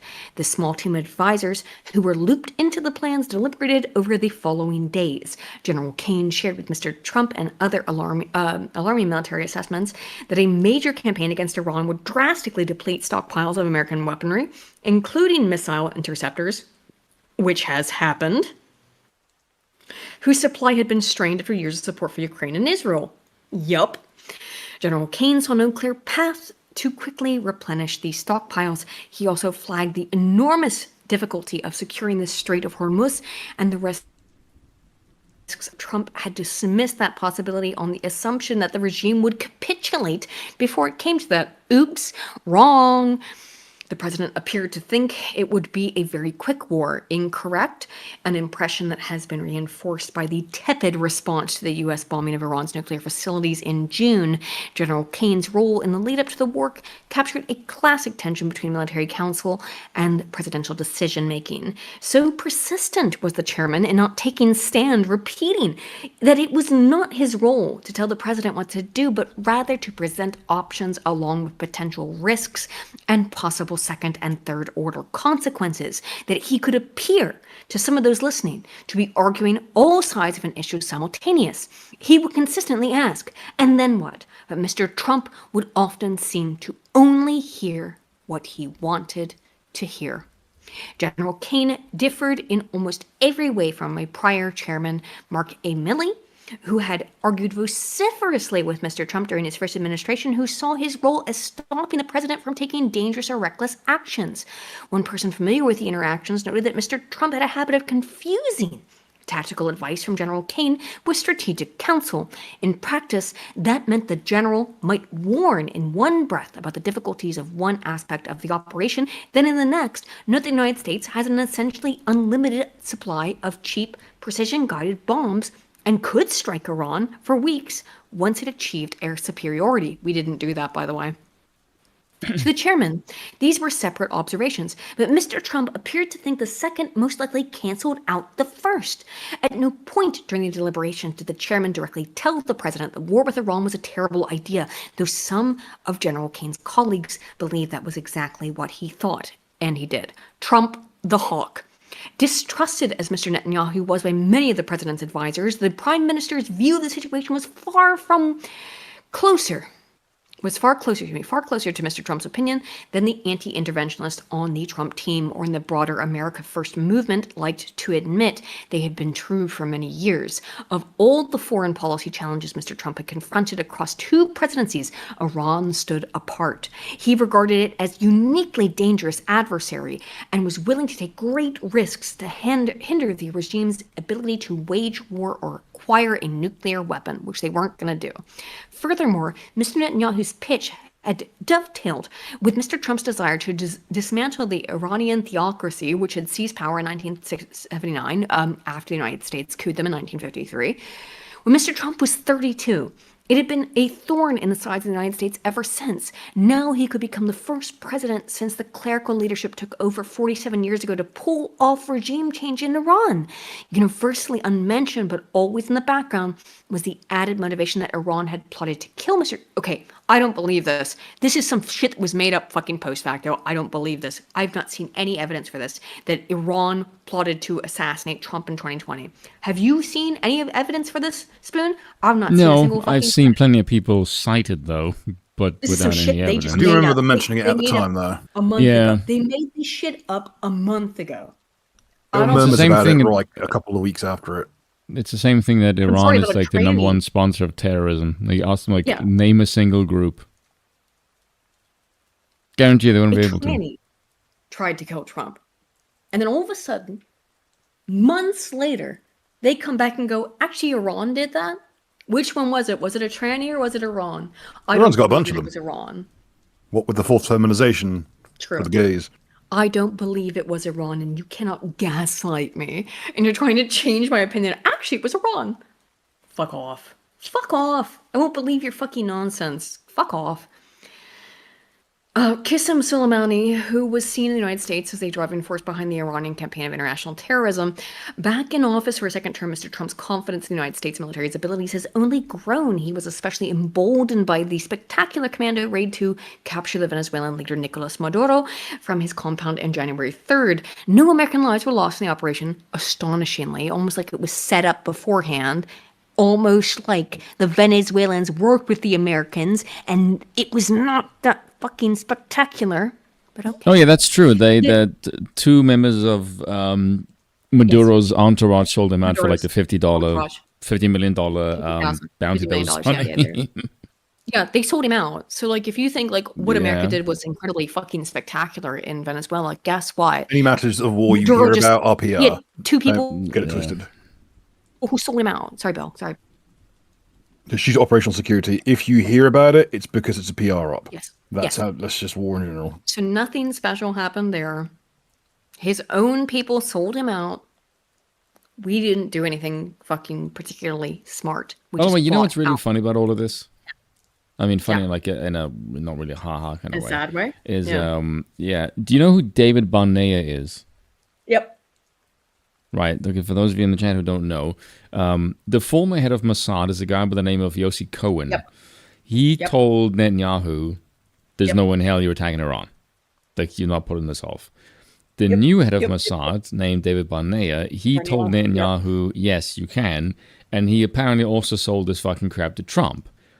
Yes. It didn't work. This is also why the regime seemed really stupid with no goal plan. Because the goal was essentially just, if you can just knock off the Ayatollah, you will have this spontaneous uprising. Because they told them that there is enough energy on the ground to foment an uprising and a regime change, which is just not true. That was just the crock of shit sold to Netanyahu and Trump. First of all, okay. Arden, Cohen, is he Jewish? Yes. If his name's Cohen, he's Jewish. Now, he was the former head of Mossad. Of course he is. Yes. Now, Trump asks, he lost it, or says, he lost it. It's time for 25th. You guys gotta I know that you're all very based here, and we all have a very based chat, and everybody here is very cool. It's not going to chill, happen. And I love you. I love all you guys.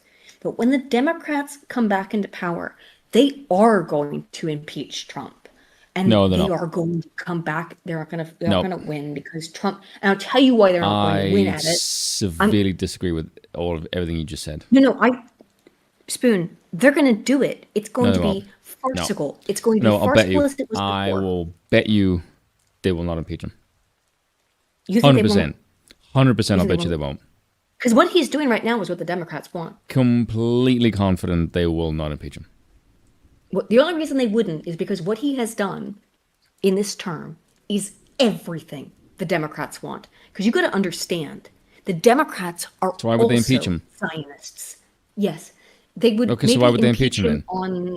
On the we're pretending to hate it grounds, right? And I could see them trying to do it and failing. The reality is that you and I all live in a Zionist-occupied fucking government. So wait, hold on. There is nothing we can do about it.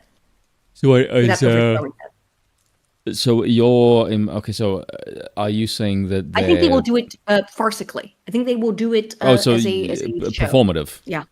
Yes, performative show. Yeah. Yes. Okay, I'll agree with that part. My assumption was they would succeed. They will do it limp-wristedly and with no actual intention to do it, because they have. Why would they ever impeach the guy who did exactly what they wanted to do? Yeah, like if you told me they would do it just for the sake of keeping up appearances, I actually would agree with that. But the success of it, I very much doubt, because a good example. No, they want to actually succeed in it because they don't intend to succeed. If you want to see what the Democrats actually think, listen to Bill Maher. Because Bill Maher is like the great corrector for the Democrats, and he has been kissing Trump's ass over this. So when you get Democrats in power, they will do the exact same fucking shit. Well, Bill Maher is Jewish. And so if you listen to Bill Maher, you will understand the uniparty idea, of the uniparty mindset. Trump was the enemy. Trump was the enemy of the uniparty when he was not on the Israeli fucking ship. And then he got on it real hardcore because a bunch of these fucking evangelicals and all these weirdo Zionists all got in his ear. Jared Kushner's father was friends with Netanyahu. Well, yes, Jared Kushner, Donald Trump's son-in-law, is a Zionist Jew, and he is one of the worst Zionist Jews. In terms of Jared Kushner has no allegiance to the United States and all allegiance to Israel. These people must be expelled from the American government. There was left and right. Delinda Est. There was an English, I can't remember his name now, something Powell. He was no, it was an English gentleman. No, not Enoch. I hate you two. Sorry. He was there with the negotiations. He was there with the negotiations before the whole thing kicked off. And the English intelligence agencies regarded Witkoff and Kushner as Israeli assets. Yeah. Which should really fucking tell you something, considering they're the two main people advising fucking Donald Trump. I'm under the impression that Trump does not actually have any idea what's really going on, and because he only listens to a bunch of yes men. Yeah, he lives in a fucking retarded fucking... He thinks he has 100% support for this shit. And also, he wants the American people... But he also admitted the American people want him to come home. I'm like, okay, so... Trump, if you know that, why are you still doing this shit? No, we looked at the statistics that Trump looks at, which is that he looks at these statistics that show MAGA is 93% in support of Trump. But what the fuck is MAGA? MAGA does not exist. The coalition that it was, the coalition that was MAGA years ago was a coalition of libertarians. It was a coalition of third-party voters and independents who said, we thought this guy could do what we wanted him to do, which is to get rid of the fucking foreigners, get rid of the fucking invaders. And he has done anything but. He has betrayed us. He is a traitor. He is Satan. I will not let Satan near me. Sorry, guys. Mark Levin is MAGA. You're right. Death takes. Mark Levin is who MAGA is now. And I will not let Mark Levin and other such freaks and fucking Satanists anywhere near me. I love America. Genuinely. Truly I do. I love America. Always have. I love England. I always have. More so, maybe not always, but I have now for years. I love these countries and I want them to succeed and I want them to thrive and I want them to be successful. And they cannot be successful and they cannot thrive when they are being lorded over by this fucking monster, this millstone around the neck. That is the Jews. I'm going to be honest about it. We all need to be honest about it. And they are not Jews. They are not Jews. They say they are Jews, but they are not, but they lie. They are Edomites. They must be cast out. They are not Jews. They are not the children of Jacob. They are children of Esau. They must be cast out. They are not my brothers. That's it. This is a bit of very theologically charged stream. I agreed. You don't understand how religiously insane I've become. Like I'm Oh, I'm quite aware. Yeah, sorry. Back in office for second term, Mr. Trump's confidence. I read this. Within the cabinet, Mr. Hegseth, who is the worst amongst them, was the biggest proponent of a military campaign in Iran. Mr. Rubio indicated to colleagues that he was much more ambivalent. He did not believe the Iranians would agree to a negotiated deal, but his preference was to continue a campaign of maximum pressure rather than to start a full-scale war. Mr. Rubio, however, did not try to talk Mr. Trump out of the operation, and after the war began, he delivered the administration's justification with full conviction, while he admitted that Israel demanded it. Mr. Rubio did. Mr. Wiles has concerns about what a new conflict overseas would entail, but Mrs. Wiles, excuse me, but she did not tend to weigh in hard on military matters in larger meetings because she's a woman. Rather, she encouraged advisors to share their views and concerns with the president in these settings. Ms. Wiles would exert influence on many other issues, but in the room with Mr. Trump and the generals, she sat back because she's a woman. Those close to her said she did not view it as her role to share her concerns. Dude, if it were me, can you imagine what I'd be like, fuck off, fuck off, fuck off. Tell Israel to fuck off. Tell Bibi to fuck off. Military decision in front of others. She believed the expertise of advisors like General Kane, which he ignored, Mr. Ratcliffe, which he ignored, and Mr. Rubio, which he ignored, were more significant for the president to hear. Well, Susie Wiles, he ignored every man who told him to shut up, too. Crazy. Yeah. Still, Ms. Wiles had told colleagues that she worried about the United States being dragged into another war with the Middle East. An attack on Iran carried with it the potential to set off soaring gas prices. That happened months before midterm elections that could help decide whether the final 2 years of Mr. Trump's second term would be years of accomplishment or subpoenas from House Democrats. But in the end, Ms. Wiles was on board with the operation. Guess what? The Republicans are about to get raped. They're going to get raped in a way that you can't even fucking comprehend, and they deserved it. What I want is for the GOP, the grand old party, to fucking Delinda Est. Not one more election. I want them to be destroyed. I want the Democrats to be destroyed as well. Don't get me fucking twisted on this. I want regime change. GOP. Yes, I want the GOP to be destroyed. Not one more Republican. Ever. I will not tolerate this, and I will not, and we as Americans should not tolerate the GOP that lies to us and cheats us and betrays us. Why should that one in the primaries? You'd get the actual old hats out, the small hats out for that matter. But why should we tolerate the GOP that lies and betrays and cheats? Because last time we did 0 seats, it literally destroyed what was left of Britain. And yet, Rupert Lowe arises from the ashes. And yet he hasn't fucking done anything yet. Proof of the pudding is in the eating. Do you not believe that, Spoon? That Rupert Lowe is the future of Britain? I believe he is. He rises from the... I believe... Do you not have faith in him? I do. No. I think he's the real deal. I don't have faith in... No. As a faith for matters of faith. He he surrounds himself with just slot merchants. I know, but I must believe in Rupert Lowe. He's the last. He's the last option I've got. I must believe in Rupert Lowe. Man, you can really tell you're coming down. From being caffeinated, yeah. I hope I'm falling for it again. I know he can on. I know, but I really hope it's Rupert Lowe. I really like him. I really like him, and I hope he is the real fucking deal. Because we cannot be betrayed anymore. I can't be betrayed anymore. I have been so betrayed. To paraphrase the Moomins, if you trust someone too much, you're going to end up losing your freedom. Yeah. Yeah. What are we supposed to do then, lads? What are we supposed to do? The only thing that I can think to say, I just want to save Britain. I want England to be. It is to me more important than saving America, because America, I think, can save itself in its own way, but Britain must be saved. It is the center of civilization. It is the home of civilization. It must be saved. If Britain cannot be saved, then nothing can be.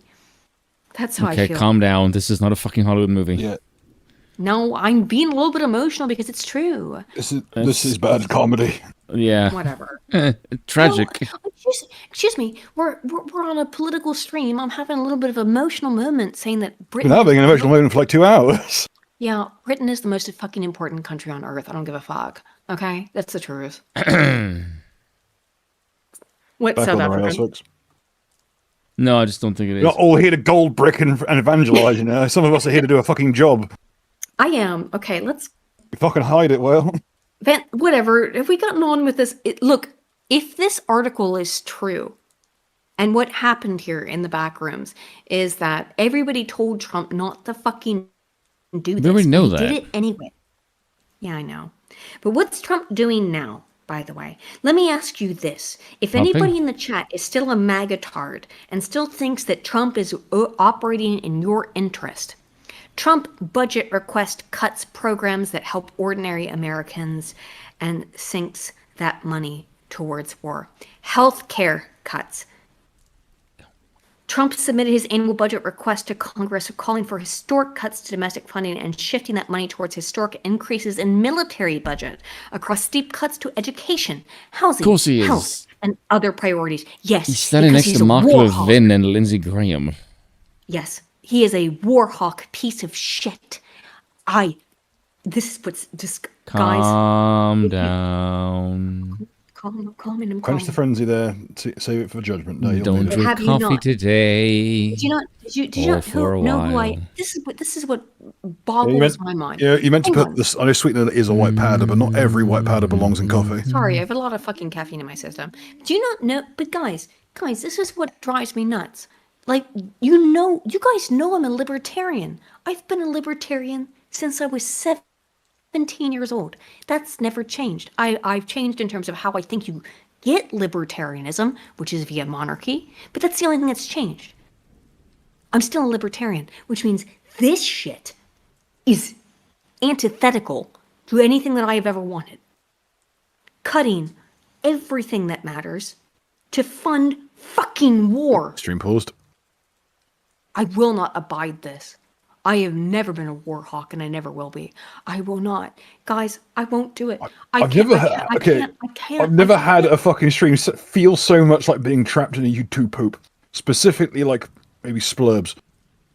Splurbs? I keep expecting to hear the line, he's out here and we're out here and he's the sheriff. Like, he's out there and we're out here and he's the sheriff. But what I can't this bastard get back onto the fucking rails, folks. 170 little girls. That is something I will not be able to get over. Okay, Spin, I have to ask, have we literally talked in a circle the whole evening? We have talked in a circle because I feel like I'm losing my fucking grip. Because it must always come back to that. It must always come back to the fact that Trump killed 170 little girls. I'm gonna be honest. I'm staring at swirly lights in my ceiling. Okay, well, I can't do it. Is Aiden having a panic attack? As someone who's nearly had an aneurysm, this is what it felt like. I can't, guys. I can't. Let me ask you guys. Let me ask the chat. Let me ask the chat. How do you guys feel about this? About the fact that he just straight up killed children. He knew he was killing children, and he. Well, I think if that's your main issue, then Trump is the least of your worries. It's the fucking twat next to him that's the problem. It's Netanyahu, who they have killed the population of Palestine is now all children, because it's literally 50% children, people under 18, because they have killed so many of them. And as a Christian, please, I beg of you, those in the chat, can you please? I think you're preaching to the choir, Ellen Lovejoy, Jesus Christ. How could anyone ever support this? The mass murder of children. Okay, you can stop doing the whole dramatic thing. Keep kvetching about it, goodness me. Yes. Well, I'm not kvetching. Yes, you are. Fucking slur. I'm a woman, and I am. Yeah, we know. We heard you the first 4 times. You have to keep on going on about it. Well, I'm horrified by the murder of children, and I can't. Yes, but we can't. Yes, we know. Bloviating about it, nothing's going to get done.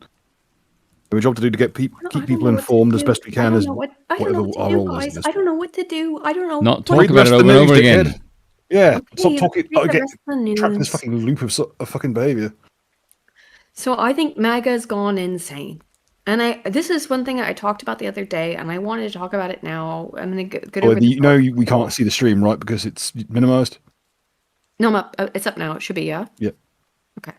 So this is Harry's tweet. And it wasn't just this is just an example of it, of how insane.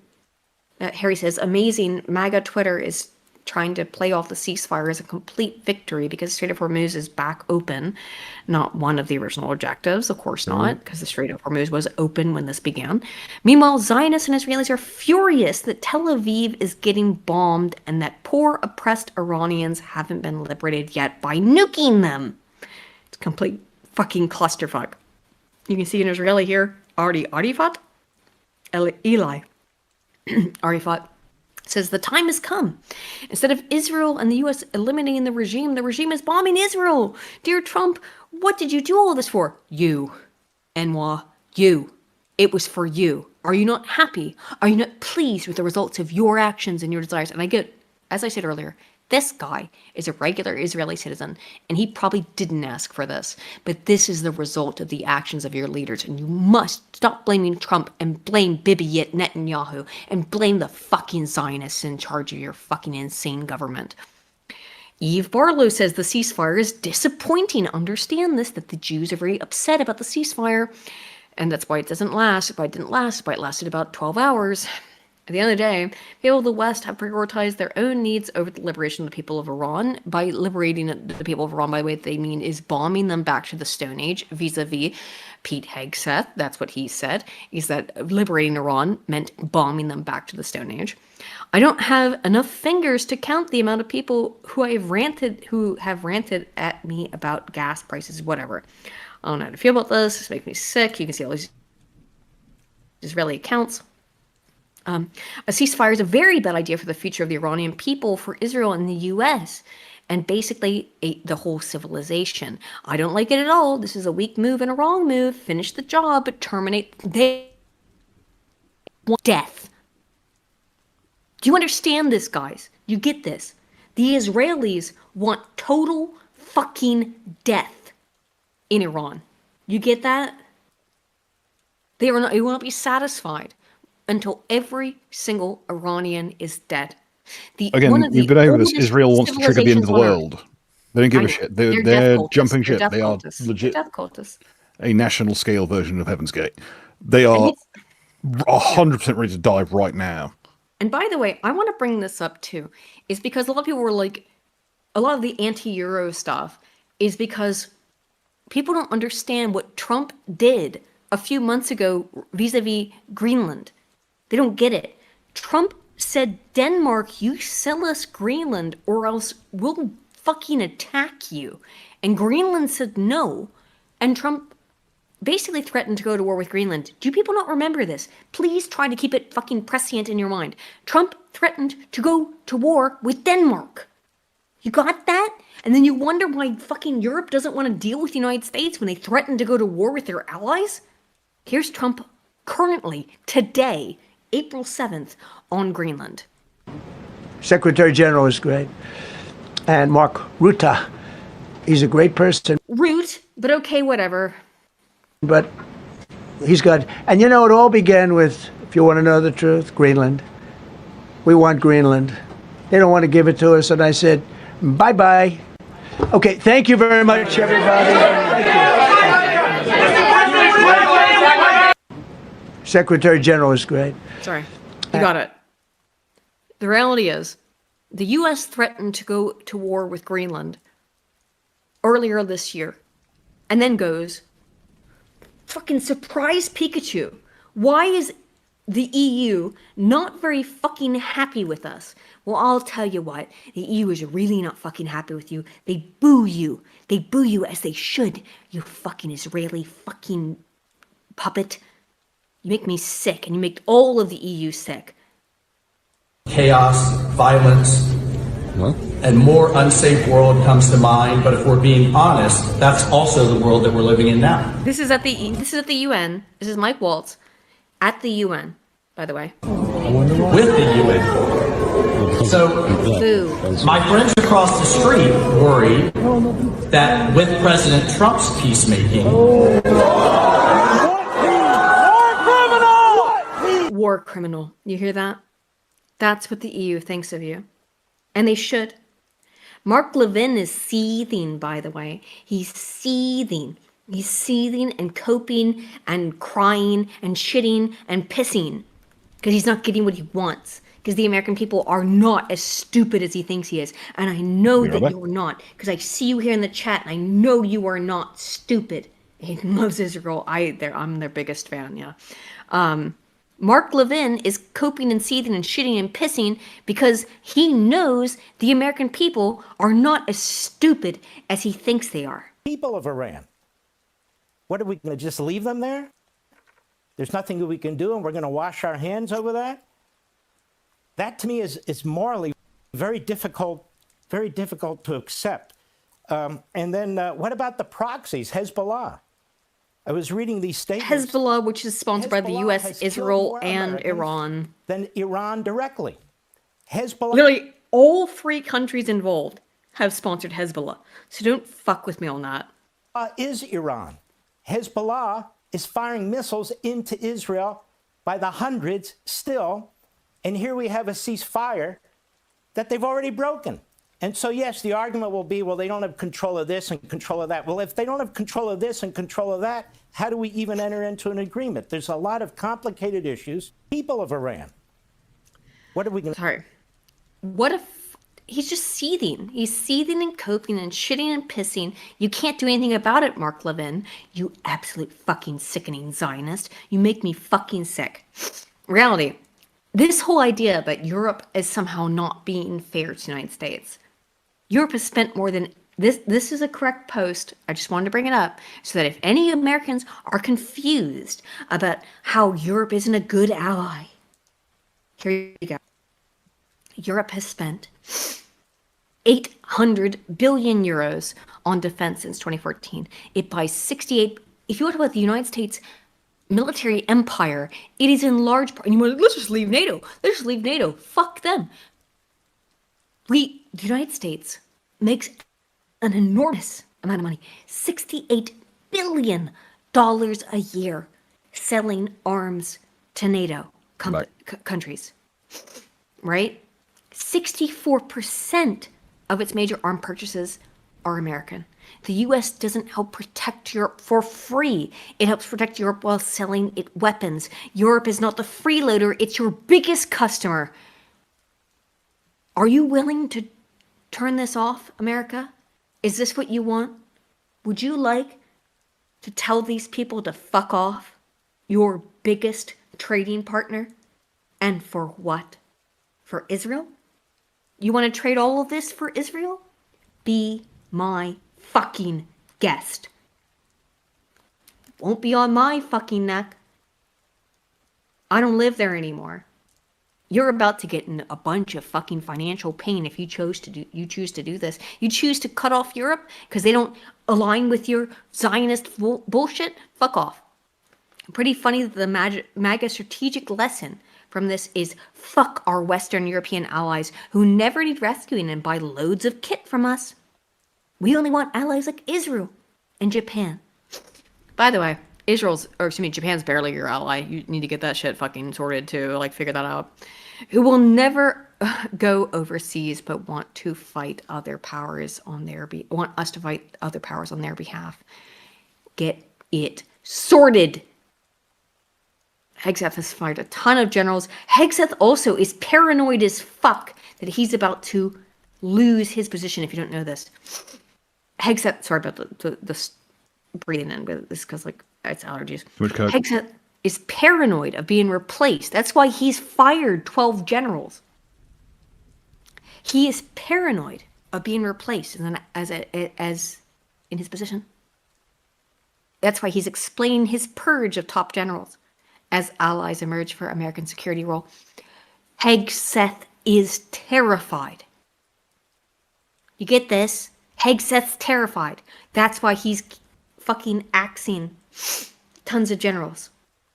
And I'm gonna, you know what, like, I think this is the last thing I'll probably do. I want to show you these two things in concert, one by one. Is Hegseth saying, well, at least I'm not rude.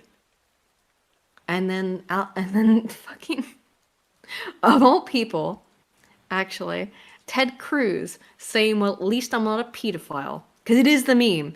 Collectively, they did the fucking meme. Yes. Thank you, Secretary. Sorry. Thank you. Excuse me. Why are you so rude? Just wait. I'm calling on people. Oh, wow. Why are you so rude? Yesterday in the President's Truth Social, he threatened to wipe out a civilization. Yes. Why are you so rude? And then here's fucking Ted Cruz. How dare you interrupt me while I'm committing war crimes? I know. Fucking Johnny Bravo 2-0. Right? How dare you interrupt? How dare you call me rude when I'm committing war crimes?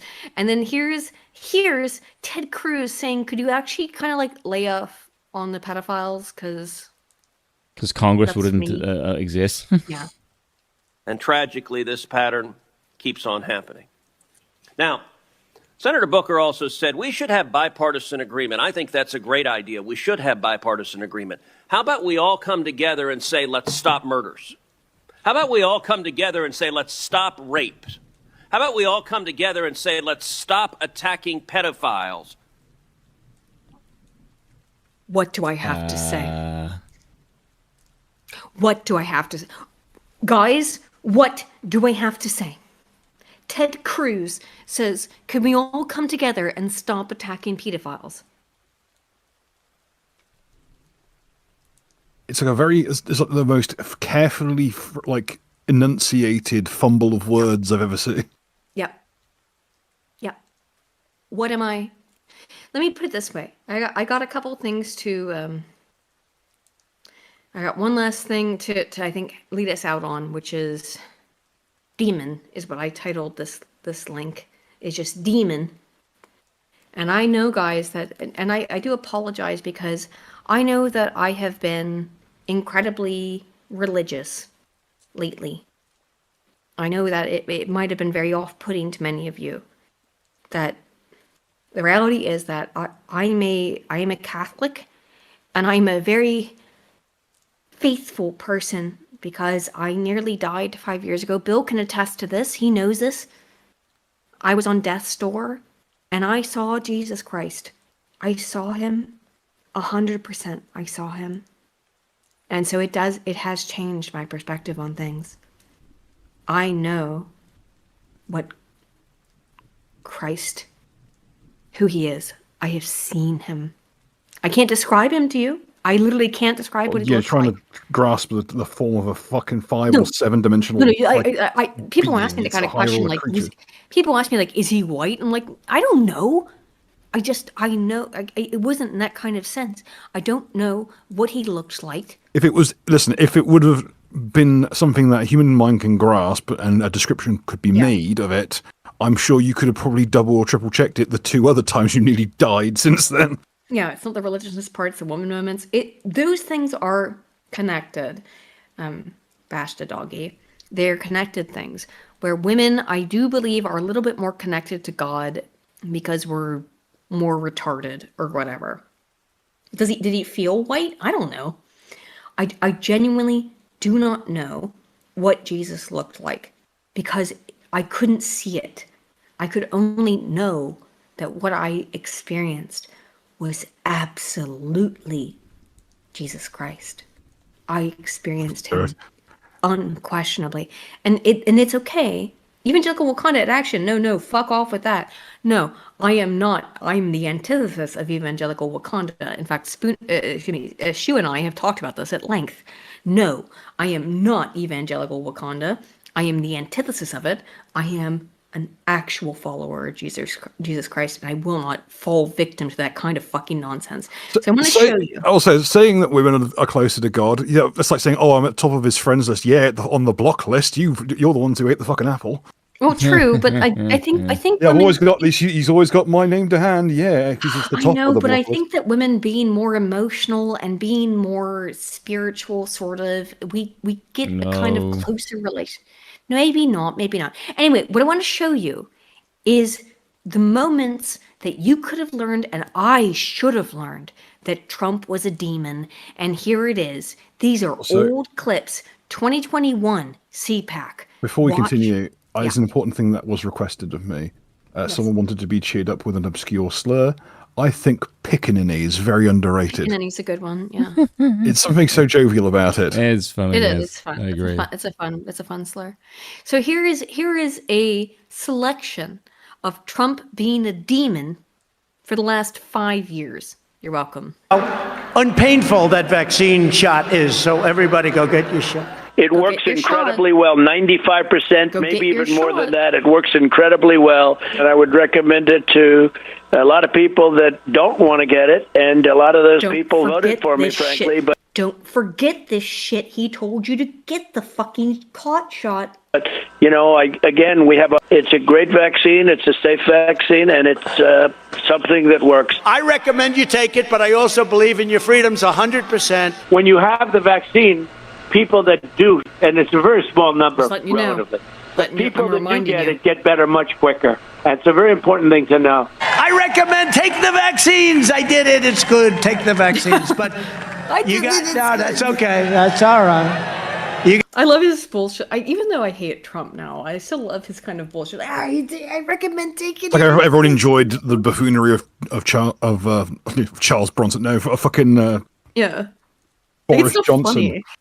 Boris Johnson. Yeah. Well, fuck Bojo. Oh my god, Bojo. He skated by the fact he was funny for so long. We have over here, we have John Gollop, who's our regional equivalent, extremely autistic man. It cannot be overstated how much Boris Johnson killed the United Kingdom. He brought in 90 million people to this fucking country. 90? It's something like that, yeah. It's insane. No, he didn't. The UK population is only 75 million. So how the fuck did he bring 90 million? Oh, no, he did. No, he didn't. That would mean he more than twice the population of England. He did. He basically did. No, he didn't. Yes, he did. Bojo did that.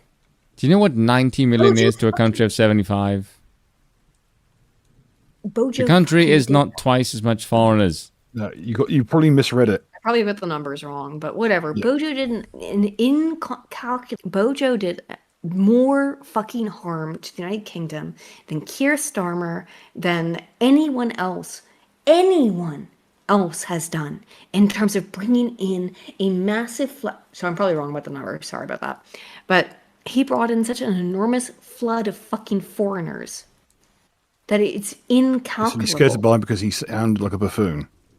You'll be careful of people who are entertaining. People who are entertaining are usually the most dangerous people you run into because you overlook them. I don't know what it was, though, but it was an enormous amount of people. Maybe it wasn't 90. It was. I guess I'm totally wrong with that number. 19? That's literally, no, you're right. That's literally the population of the country.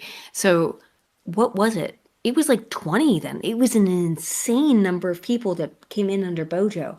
He was a lunatic. While claiming to be a conservative, filled this fucking Boris country. Wave is official numbers like 3 million. Is it a little? Jesus. Still Still, sorry, in my head. That's the official figure. It in my head, it's like he doubled the fucking nature of the country. Anyway, sorry. Thank you for being honest about that. I think what I was literally thinking is the actual population. Well, the demographics would be like 90,000. No, I think I was actually thinking of the population of the whole country. But he brought in more immigrants under the Bojo wave than any fucking liberal. Which is insane, is that the fucking conservatives in this country brought in more fucking immigrants than the fucking liberals did. And understand, that's what uniparty means. It means they will bring, it doesn't matter. You get the same thing no matter what. Anyway, so here's Trump being a demon. Got your freedoms, but I happen to take the vaccine. You're playing right into their hands when you sort of like, oh, the vaccine. If you don't want to take it, you shouldn't be forced to take it. No mandates, but take credit because we saved tens of millions of lives. Take credit. Don't let them take that away from you. Both the president and I are vaxxed, and you got eyeballs? Yes. I got it. Thank you, Bill O'Reilly. Okay, so don't. Trump said, "I don't want to hear." By the way, Alex Jones has done the based thing. He has abandoned the Trump ship. Alex Jones, for his impeachment, I believe. the most faithful of the Trump loyalists, has abandoned ship. And that's how you know it's over. When Alex Jones has abandoned it.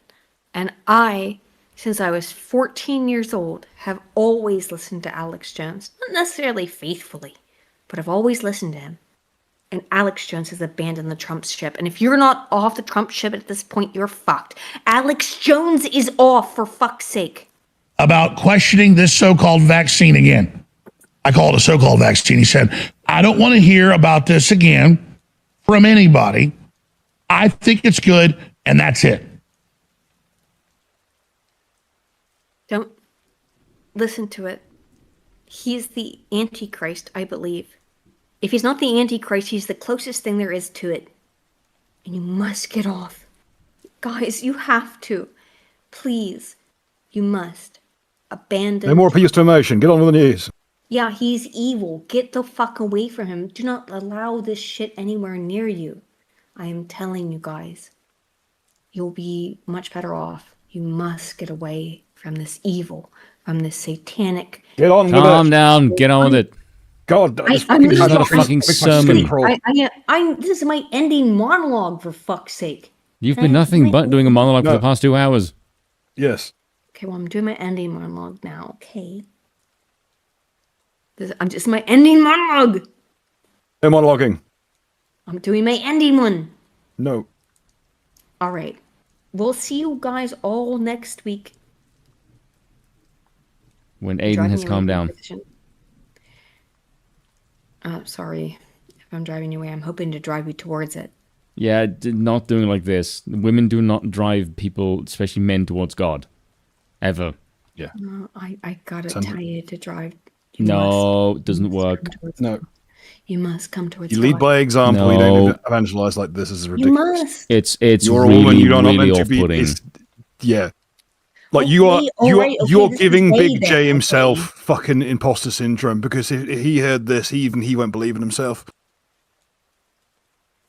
You guys are right, as always. Yes, we are. Well, men are always right. Women are always wrong. Okay? Yeah, Weirdly enough, Dapper Wolf, I was the theatre kid out of these three. But thanks, Bill. I love you all, and I hope I had at GCS A level. I hope you have all had a wonderful Easter. Thank you, Slasher, for the 5. Oh my God! Thank you for the 5 Broken Crown memberships. Thank you. Oh yeah. Thank you so much. Weren't I a theater kid? No, it was an art kid. It was kind of different. But I love you all, and I hope that we can all figure this out, because I am very, very scared right now. And caffeinated and coming down. Caffeine is running out. No, my caffeine's about to run out. Yeah, I can feel tell. it happening. But I do. Let me say my things. I love y'all. I can't express how much I do, because like you here in the chat are so much better than the fucking freaks on Twitter. Oh god, Twitter's a shit show. I'm so happy to have you all here. I really Twitter's am. fucking rough, man. I'm so happy that you come here and show up and listen to us fucking shit post. Cause it's sad. It is genuinely scary what is happening. But everything will be okay. It will be. All will be well, and in all manner of things, all will be well. That's Julian of Norwich. It is the quote of a saint, and I leave you with that. All will be well, and in all manner of things, all will be well. I'll see you all next week. Cheers.